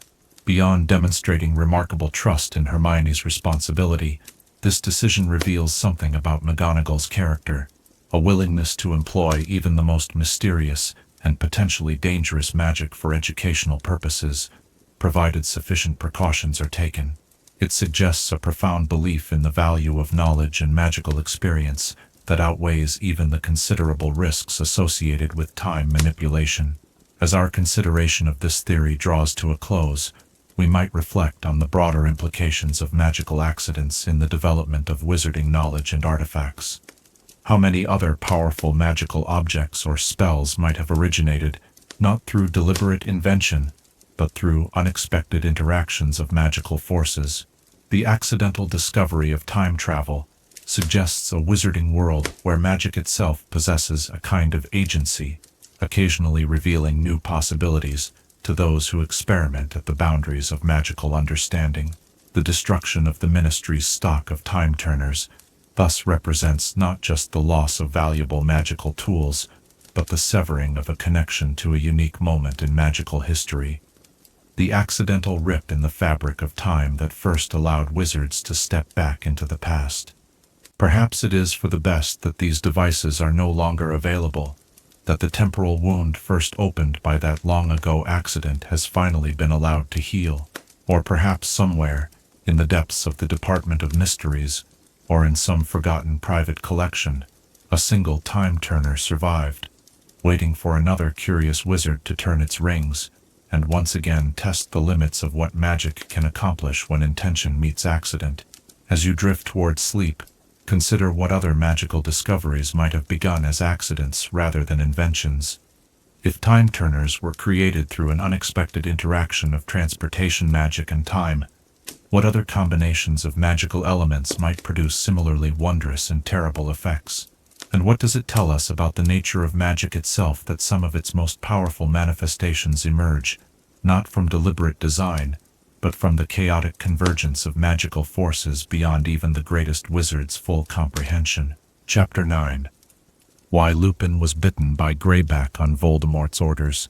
The howl of a distant wolf carries on the night breeze, as we turn our attention to one of the most tragic backgrounds in the wizarding world, the story of Remus Lupin, and how he came to be afflicted with lycanthropy.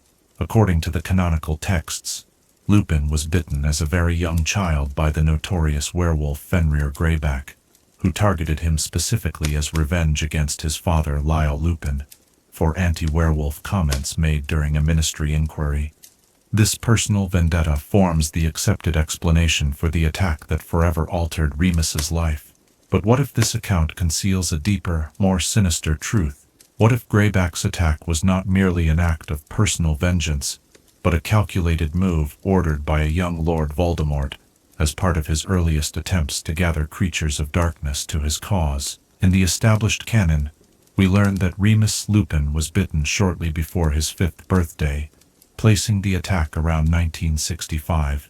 This timing is crucial to our theory, as it coincides with a significant period in Tom Riddle's transformation into Lord Voldemort. Having graduated from Hogwarts in the 1940s, disappeared for nearly a decade, and returned transformed to request the Defense Against the Dark Arts position from Dumbledore around 1957. Riddle would have spent the next decade gathering followers and establishing his power base. By the mid-1960s, he would have been actively recruiting not just wizards to become Death Eaters, but also magical creatures who could serve his cause. Fenrir Greyback's canonical background establishes him as a werewolf who, unlike Lupin, embraced his condition and actively sought to infect others, particularly children. He positioned himself near potential victims during full moons, specifically targeting the offspring of those who had angered or opposed him. By the time of the Second Wizarding War, Greyback was openly allied with Voldemort, though not given the Dark Mark or proper Death Eater status due to his non-human status in Voldemort's hierarchy. But what if this alliance began much earlier? What if a young, strategizing Voldemort recognized the potential of werewolves as weapons and sought out Greyback, already notorious for his savagery, as an early recruit? The timing of Lupin's attack, 1965, falls perfectly within the period when Voldemort would have been quietly building his forces before his rise to power became public knowledge. Consider the Lupin family more carefully. Lyle Lupin was described as a respected authority on non-human spirituous apparitions and a talented wizard who had banished several dangerous creatures throughout his career at the Ministry of Magic. His expertise and position suggest he would have had significant knowledge of dark creatures and their control, knowledge that would be valuable to someone like Voldemort. More importantly, as an expert in this field, Lyle might have been one of the first to recognize signs of Voldemort's early activities involving dark creatures.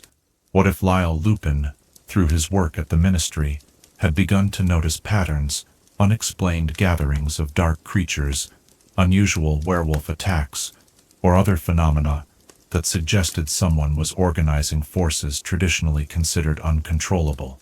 Perhaps he had even started to compile evidence or express concerns to colleagues about these developments. To a Voldemort still operating in shadows, such attention would represent a serious threat that needed to be neutralized. A direct attack on a Ministry official would have drawn too much attention to Voldemort's activities at a time when secrecy was essential to his plans. But Voldemort has consistently shown a preference for psychological warfare, breaking his enemies by destroying what they love, rather than attacking them directly. Ordering Greyback to target Lyle's young son would serve multiple purposes. It would punish Lyle for his interference, demonstrate the consequences of opposing Voldemort even indirectly, and potentially silence any further investigation, as Lyle focused entirely on caring for his transformed child. Greyback would have been the perfect tool for this purpose. His established practice of targeting children as revenge made him ideal for the task, and his own grudge against Lyle for anti-werewolf comments provided a convenient cover story that would prevent authorities from looking deeper for the true orchestrator. Voldemort could simply approach Greyback, inform him of Lyle's comments, and suggest that targeting the Lupin boy would be fitting revenge, never revealing that his own interests were being served by the attack. This theory gains further support when we consider Voldemort's long-term strategic approach. Throughout the series, he demonstrates remarkable patience and foresight, laying groundwork years in advance for plans that will only come to fruition much later. He placed the diary Horcrux with Lucius Malfoy without explaining its true nature, anticipating that it might someday be useful for reopening the Chamber of Secrets. He infiltrated the Ministry and Hogwarts with carefully placed supporters long before his open return to power. This methodical approach suggests that he would have begun cultivating relationships with dark creatures like werewolves many years before his first rise to power became public. The psychological impact of the attack on the Lupin family aligns perfectly with Voldemort's tactical preferences. Lyle and Hope Lupin withdrew from Wizarding Society to protect their son's secret, effectively neutralizing any potential threat Lyle might have posed to Voldemort's early organization efforts. Their isolation would have prevented Lyle from connecting with others who might have noticed similar patterns, delaying any collective recognition of Voldemort's activities for years. Furthermore, the attack created exactly the kind of division and fear that served Voldemort's larger agenda. The Lupins' need to move frequently to avoid discovery, Remus's inability to attend Hogwarts until Dumbledore specifically made arrangements, and the family's constant fear all contributed to the climate of suspicion and prejudice against werewolves that Voldemort would later exploit. By creating more marginalized werewolves through Greyback, Voldemort was essentially manufacturing future recruits for his cause, desperate individuals who would turn to anyone who offered them dignity or acceptance.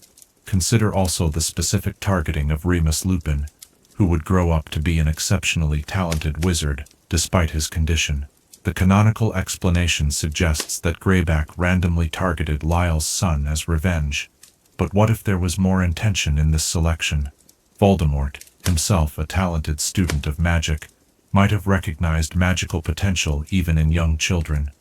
Perhaps young Remus had already shown signs of magical ability that suggested he would become a powerful wizard. Transforming such a promising child into a werewolf would not only punish Lyle more effectively, but would also potentially create a uniquely dangerous weapon for future use. This theory casts Remus's entire life trajectory in a new light. His acceptance to Hogwarts under Dumbledore's special arrangements might have represented more than just the headmaster's compassion. It might have been a deliberate move to ensure that a child specifically targeted by Voldemort would grow up under Dumbledore's influence, rather than being left vulnerable to recruitment by the very dark forces that had orchestrated his condition. Dumbledore, with his extensive intelligence network and deep understanding of Voldemort's methods, might have suspected the true origin of the attack on young Remus and taken steps to counter its intended effect. Viewed through this lens, Lupin's relationship with the other Marauders takes on additional significance. The friendship of James Potter, Sirius Black, and Peter Pettigrew, their discovery of his condition, their decision to become Animagi to accompany him during transformations, their creation of the Marauders' map, all served to integrate Remus into precisely the community of resistance that Voldemort would have wanted to keep him from joining. What was intended as an isolating curse became, through friendship and acceptance, a bond that strengthened the very forces that would oppose Voldemort. Greyback's continued freedom and activities throughout both Wizarding Wars provide further circumstantial evidence for this theory. Despite his notorious reputation and known involvement in multiple attacks, he was never apprehended by Ministry forces. This suggests either extraordinary evasive abilities or possible protection from powerful sources. If Greyback had been working on Voldemort's orders since the 1960s, he might have benefited from the Dark Lord's protection long before the official beginning of the First Wizarding War. The full tragedy of Remus Lupin's life emerges clearly through this theoretical lens. Not merely the victim of a personal vendetta, he would have been an unwitting pawn in Voldemort's earliest strategic moves, a child sacrificed on the altar of a dark wizard's ambition, decades before that same wizard would rise to open power. The psychological burden Remus carried throughout his life, his self-loathing, his fear of harming others, his reluctance to form close relationships, all stemmed from an attack that was never truly about him, or even his father, but about Voldemort's calculated path to power. Ironically, if this theory is correct, Voldemort's strategic attack had precisely the opposite effect from what was intended. Rather than silencing Lyle Lupin and creating another dark creature recruit, the attack ultimately helped create one of the most dedicated members of the resistance against Voldemort. Remus's personal experience of discrimination and suffering gave him profound empathy for others and an unwavering moral compass, that made him immune to the temptations Voldemort offered to other werewolves. What was meant to create vulnerability instead forged remarkable strength. In the later years of his life, as Lupin struggled with his role in the Order of the Phoenix, his brief abandonment of Tonks and his unborn child, and his final decision to fight in the Battle of Hogwarts, he may never have known that his entire life had been shaped by Voldemort's direct intervention. The fear that his condition would be passed to his son Teddy, which contributed to his temporary desertion of his family, would represent the long shadow of Voldemort's early strategic cruelty, reaching forward through decades to continue inflicting pain. As our exploration of this theory draws to a close, the howl that began our journey seems to fade into silence, leaving us with the contemplation of how a single calculated act of evil can ripple through generations. If Remus Lupin was indeed bitten on Voldemort's orders, his life stands as testament to the unpredictability of human resilience. How even the most carefully plotted act of destruction can give rise to unexpected strength, courage, and love that ultimately serve to counter the very darkness that sought to create them.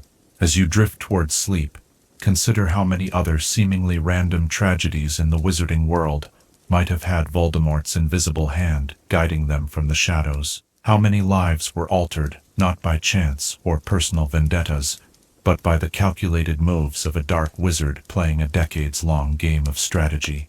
And what does Remus Lupin's ultimate triumph, finding love, creating a family, and dying with honor in defense of a better world, tell us about the limits of even the most powerful dark magic when confronted with the deeper power of human connection? Chapter 10. How the cave potion was designed to drive the drinker to suicide. The emerald light shimmers across dark water as we delve into one of the most disturbing creations in Lord Voldemort's arsenal of dark magic, the potion that guarded his locket Horcrux in the sea cave. This glowing green liquid, which Dumbledore was forced to consume in vast quantities, caused intense pain, overwhelming thirst, and horrific hallucinations. But what if this potion's effects were not random tortures, but something far more calculated? What if the true purpose of the potion was not merely to incapacitate intruders, or to protect the Horcrux through suffering, but to manipulate its victims into ending their own lives? A final, cruel trap, designed to eliminate those who came closest to discovering Voldemort's secret. In the canonical account, the cave potion's effects are described primarily through Dumbledore's suffering as Harry is forced to continue feeding it to him. The headmaster experiences intense burning pain, begs for the torture to stop, and then becomes consumed by terrible visions, apparently reliving deeply traumatic memories or experiencing hallucinations of harm coming to those he cares about. Most significantly, the potion induces an overwhelming, unquenchable thirst that drives the victim to seek water at any cost. When Dumbledore attempts to drink from the surrounding lake, he triggers the Inferi trap. The animated corpses of Voldemort's previous victims rise from the water to drag him under. The canonical explanation suggests that this sequence is designed simply as a series of obstacles. The potion weakens intruders, and if they succumb to the thirst it induces, the Inferi finish them off. But examining the psychological effects more closely reveals a darker, more sophisticated design, one that aligns perfectly with Voldemort's understanding of human psychology and his tendency to create elegant, terrible traps.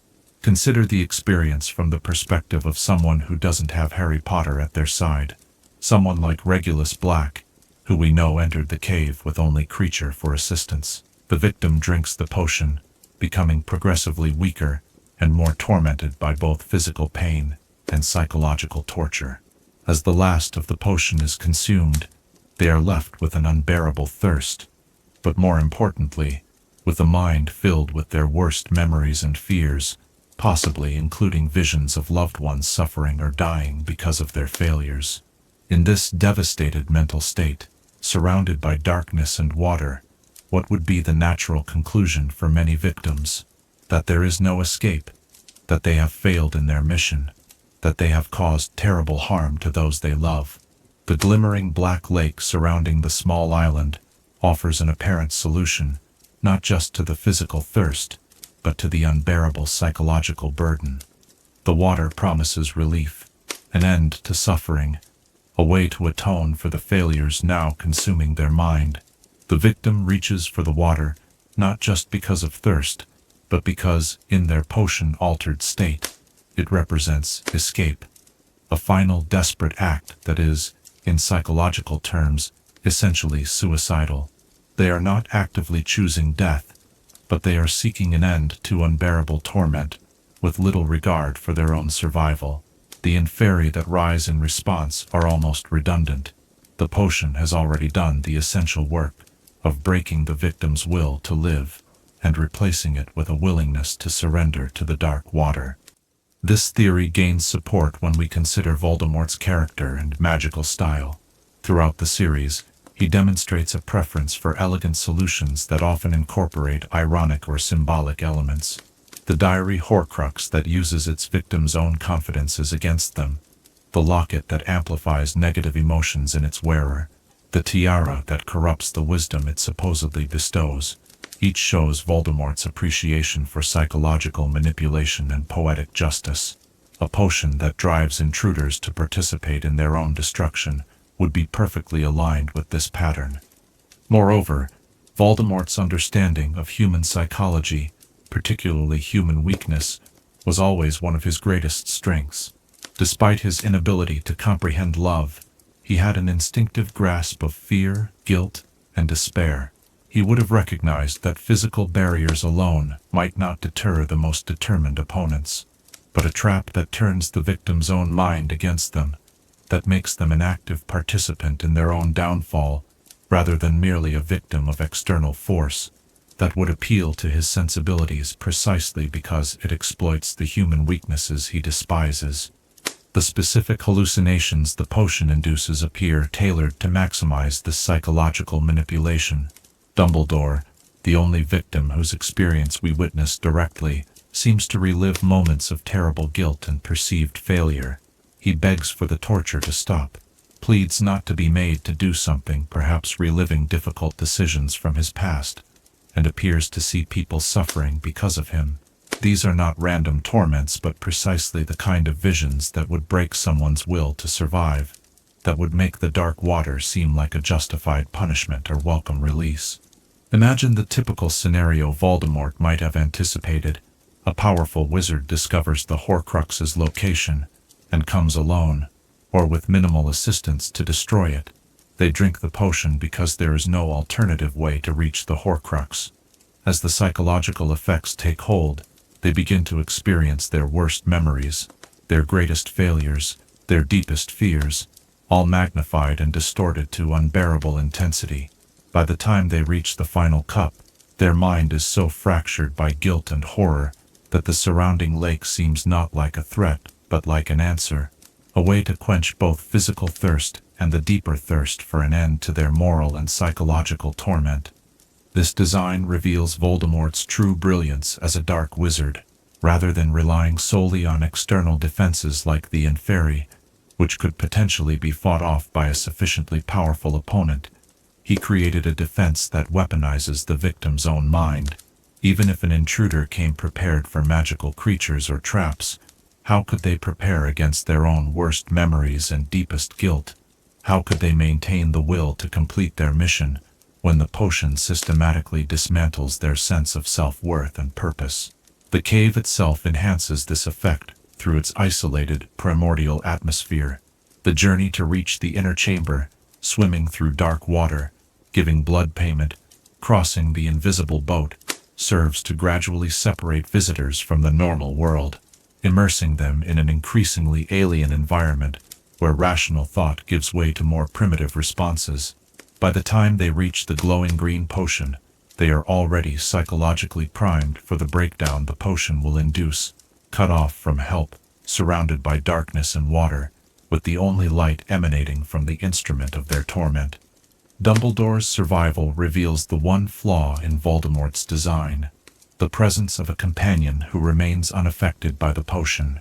Harry's intervention prevents Dumbledore from drinking from the lake, and his ability to conjure fire keeps the inferi at bay long enough for them to escape. But this scenario was precisely what Voldemort would not have anticipated. He would not have expected someone to sacrifice their own safety to protect another, because such sacrifice was beyond his comprehension. The potion was designed for the lone hero, the solitary seeker of Horcruxes, who would have no one to prevent them from reaching for the water that promised relief from unbearable suffering. Regulus Black's fate demonstrates how the trap was meant to function. Having discovered Voldemort's secret, he comes to the cave with only his house elf Kreacher for assistance. After drinking the potion and retrieving the Horcrux, he commands Kreacher to leave him and destroy the locket. Then, presumably overcome by the potion's effects, the thirst, the hallucinations, the guilt, he drinks from the lake and is dragged under by the Inferi. His death completes the cycle exactly as Voldemort designed. The intruder, mentally broken by the potion, participates in their own destruction. The unquenchable thirst component of the potion is particularly insidious when viewed through this lens. Water represents life, purification, and healing in many magical traditions. By creating a thirst that can only be quenched by water that brings death, Voldemort perverts this symbolism, transforming a universal source of life into an agent of destruction. The victim is driven to seek healing from the very thing that will destroy them, a cruel irony that would have appealed to Voldemort's sense of poetic justice. Consider, too, the green color of the potion, reminiscent of the killing curse itself, the signature spell that became synonymous with Voldemort's reign of terror. This visual connection suggests that the potion is, in essence, a slow-acting, psychologically complex version of Avada Kedavra, not killing instantly with a flash of light, but gradually breaking down the victim's will to live until they participate in their own destruction. It is death by 1,000 cuts rather than a single blow, but the end result is the same. The implications of this theory extend beyond the cave itself to our understanding of Voldemort's character. It reveals him not just as a powerful wizard capable of complex magic, but as a psychological architect who understood how to break the human spirit, how to transform courage into despair, determination into surrender, and the will to oppose him into the willingness to embrace death. This level of psychological insight, combined with his magical prowess, made him truly terrifying in a way that raw power alone never could. As our exploration of this dark theory draws to a close, the emerald light that has illuminated our discussion seems to dim, leaving us with the chill recognition of how deeply Voldemort understood the weaknesses of those who might oppose him.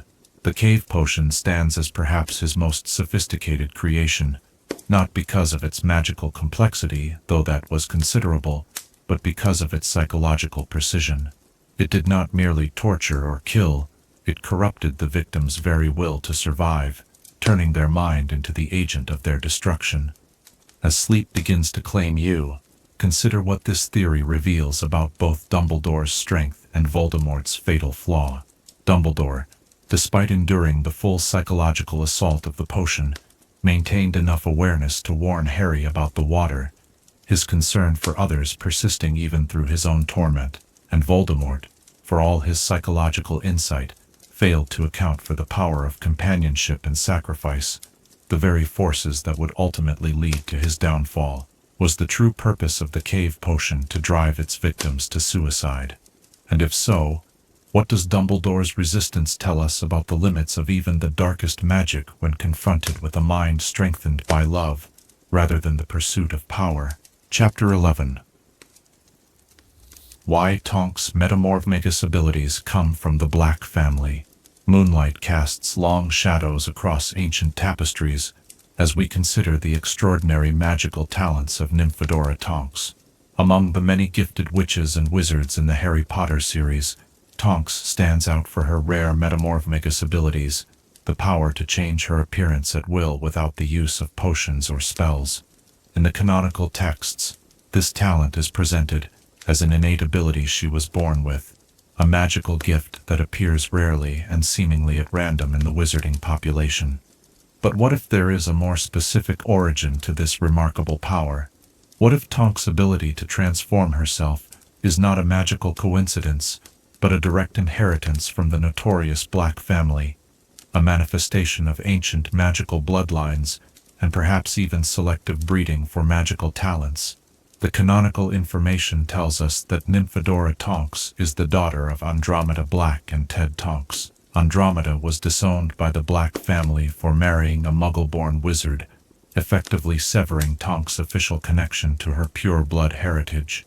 Despite this family schism, Tonks carries Black family blood in her veins. She is the niece of both Bellatrix Lestrange and Narcissa Malfoy, and the first cousin of Draco Malfoy and Sirius Black. Yet nowhere in the canonical texts is it explicitly stated that her Metamorphmagus abilities derive from her maternal lineage. This silence invites us to explore the intriguing possibility that her unique talent is in fact a dormant Black family trait that unexpectedly resurfaced in her. The Black family, as presented in the series, is one of the oldest and most prestigious pure-blood wizarding families in Britain. Their family motto, Toujours pur, tu always pure, reflects their obsession with blood status and magical heritage. This centuries-long commitment to purity suggests not merely a prejudice against Muggle-borns, but potentially a selective breeding program aimed at preserving and enhancing specific magical talents. What if Metamorphmagus abilities were one such talent that the Black family had identified, cultivated, and attempted to maintain through carefully arranged marriages? Consider the Black family tree and the naming patterns it reveals. Many family members are named after stars and constellations: Sirius, Regulus, Andromeda, Bellatrix, suggesting an interest in celestial magic and perhaps ancient forms of power associated with the heavens. Metamorphosis, the ability to change form, has long been associated with celestial bodies in many magical traditions: the moon changing phases, stars appearing to change position, constellations transforming through the seasons.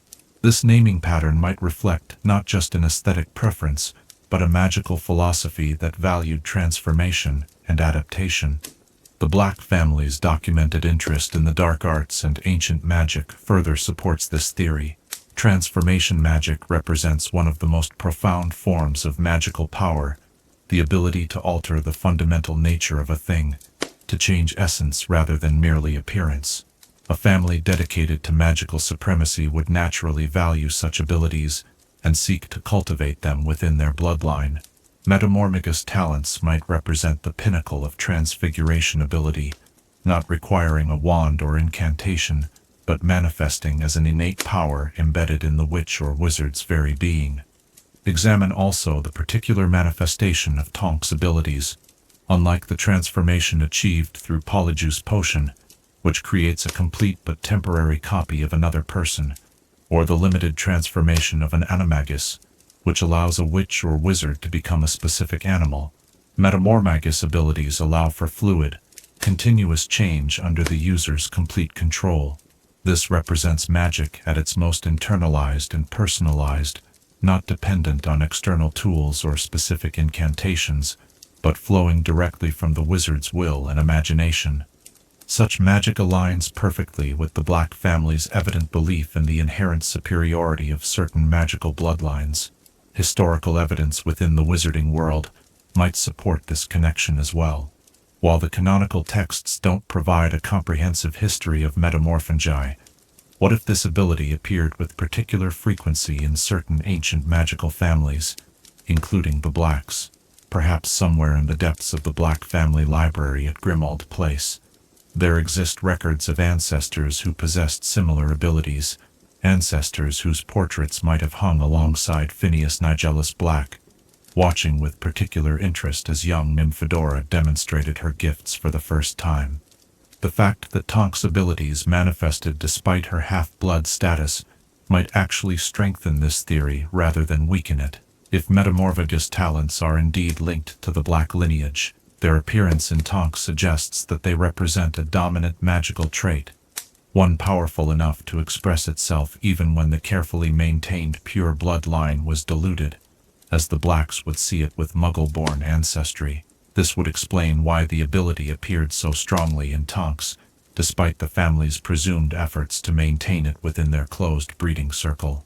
Consider also the specific branches of the Black family and their known magical affinities. Bellatrix Lestrange, Tonks' maternal aunt, demonstrates extraordinary proficiency with transformation and transfiguration magic during her duels, suggesting a natural talent in this magical domain. Sirius Black becomes an animagus at an unusually young age, mastering a notoriously difficult form of self-transformation. Even Narcissa Malfoy, though not shown performing extensive magic in the series, is described as having the ability to maintain a cold, controlled facade regardless of her inner emotional state, a more subtle form of self-transformation that nevertheless suggests control over one's physical presentation.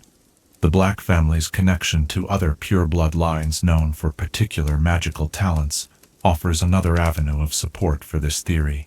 Through marriages with families like the Malfoys, Lestranges, Roziers, and others, the Blacks may have been deliberately combining magical bloodlines to preserve or enhance specific abilities.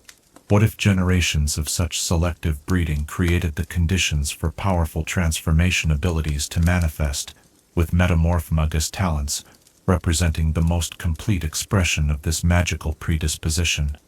The rarity of metamorphing in the general wizarding population makes sense if the ability is indeed tied to specific bloodlines. The Black family's insular nature and eventual decline in numbers would explain why the talent appears so infrequently. As one of the few descendants of the younger generation of Blacks, Tonks would be among the limited number of individuals with the potential to manifest this ability. Her own child with Remus Lupin, Teddy, is also a metamorphing, suggesting that the trait can indeed be inherited, further evidence for its genetic rather than random magical nature. Imagine the ancient Black ancestors carefully recording magical talents as they appeared in family members, arranging marriages to preserve and enhance these abilities, and maintaining detailed genealogical records to track the expression of particular gifts. Over centuries, they might have developed a sophisticated understanding of magical inheritance patterns, knowledge that was gradually lost as the family declined, and their obsession with blood purity overshadowed their original interest in magical excellence. By Tonks' generation, the family's understanding of their own magical heritage had diminished, leaving her Metamorphmagus abilities to appear as a spontaneous gift rather than a recessive family trait, finally finding expression. The implications of this theory extend beyond Tonks herself to our understanding of magical inheritance in the wizarding world. If specific magical talents can indeed be tied to particular bloodlines, it suggests a biological component to magic that complicates the series' overall messages about the irrelevance of blood status. However, the fact that such abilities can express themselves powerfully in half-blood witches like Tonks actually undermines the pure-blood supremacist position, demonstrating that magical talent flows through bloodlines regardless of purity, and can even manifest more strongly when different magical heritages combine. This theory also casts Andromeda Black's decision to marry Ted Tonks in a new light. By breaking with family tradition and marrying for love rather than magical pedigree, she inadvertently created the conditions for a powerful Black family trait to express itself in a new and vibrant way. Nymphadora Tonks, with her punk sensibility, democratic values, and delight in using her abilities playfully rather than for power or prestige, represents a reclamation of Black family magic without the accompanying prejudice and darkness. Her Metamorphmagus abilities, if indeed inherited from the Blacks, become a symbol of how magical gifts can be separated from the toxic ideologies that may have originally sought to cultivate them. The connection between Tonks' abilities and her Black heritage adds poignancy to her role in the Order of the Phoenix and her opposition to Voldemort's pure blood agenda. If her unique talents stem from the very bloodline obsessions she fights against, her character embodies the redemptive potential within wizarding society, the possibility of acknowledging and celebrating magical heritage while rejecting the prejudice that often accompanies it. Her decision to use her abilities in service to the Order, rather than for personal gain or power, stands in direct contrast to the choices made by other members of her maternal family. As our exploration of this theory draws to a close, we can appreciate how Nymphadora Tonks, with her ever-changing hair color and rebellious spirit, might represent not just an individual with unique magical gifts, but a turning point in the expression of ancient Black family magic. Her Metamorphmagus abilities, flowing through bloodlines maintained over centuries by pure blood ideology, find their most vibrant expression in a half-blood witch who rejects that very ideology.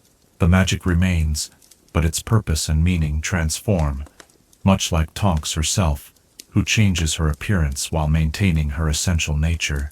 As sleep begins to claim you, consider what other magical talents might flow through specific wizarding bloodlines, expressing themselves in unexpected ways across generations.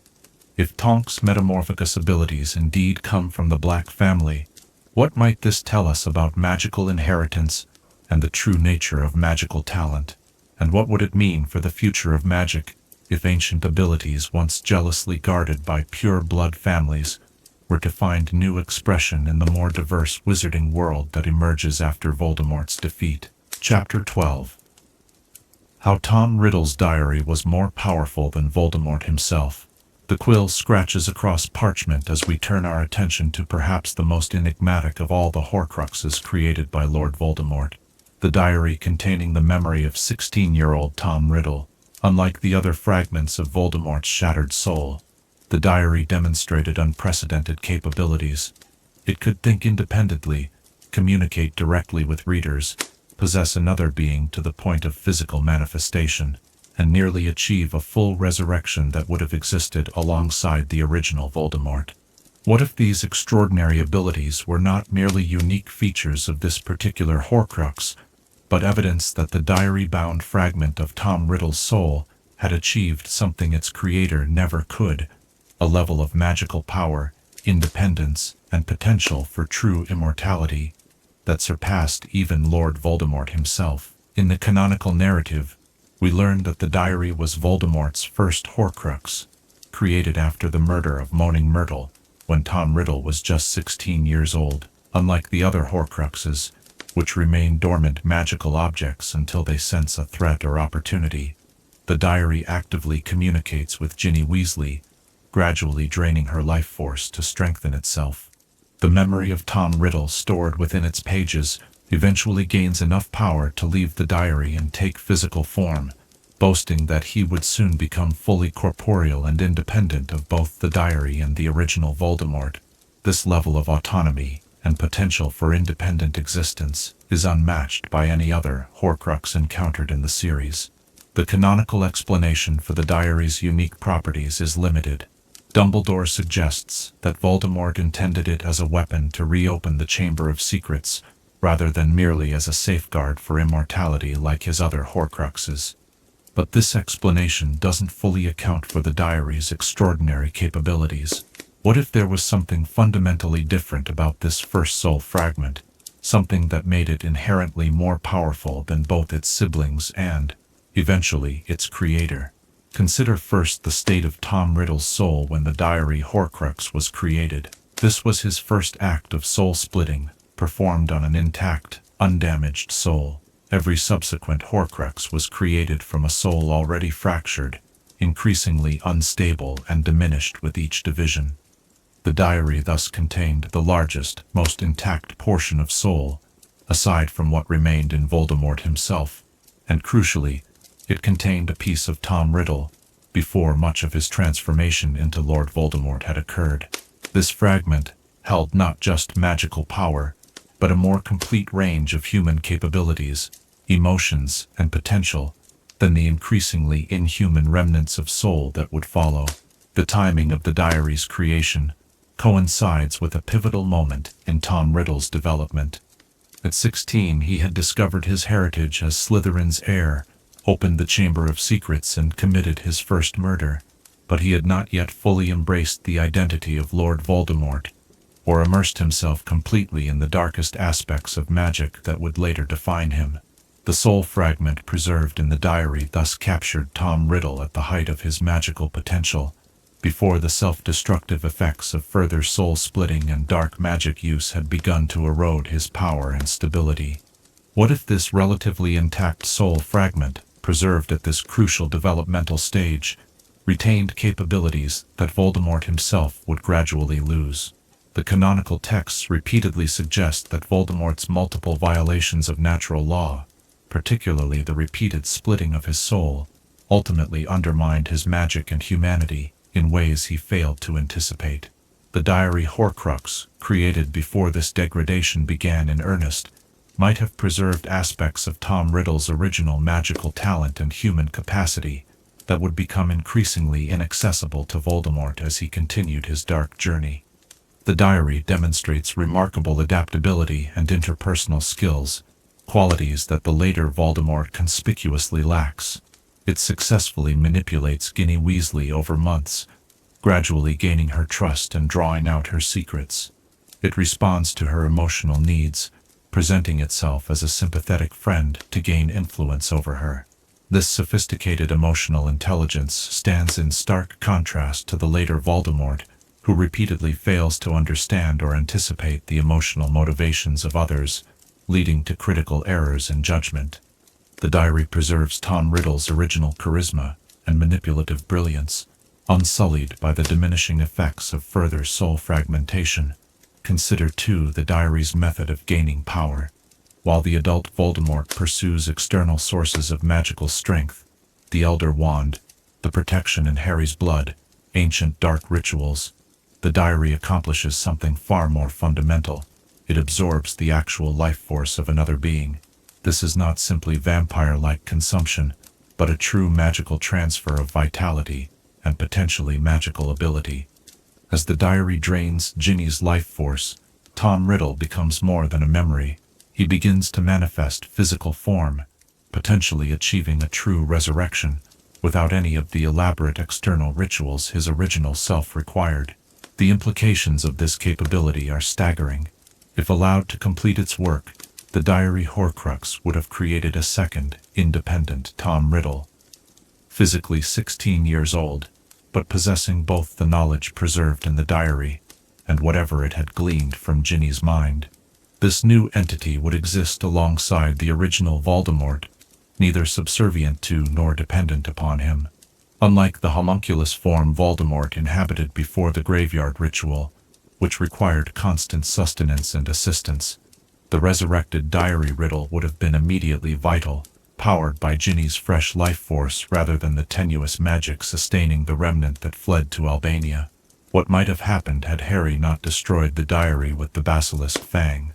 The newly corporeal Tom Riddle would have emerged into the wizarding world while the original Voldemort still existed in his weakened state.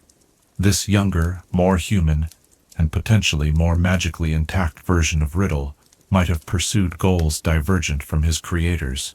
He might even have seen the original Voldemort as a competitor, or as a failed version of himself to be surpassed rather than served.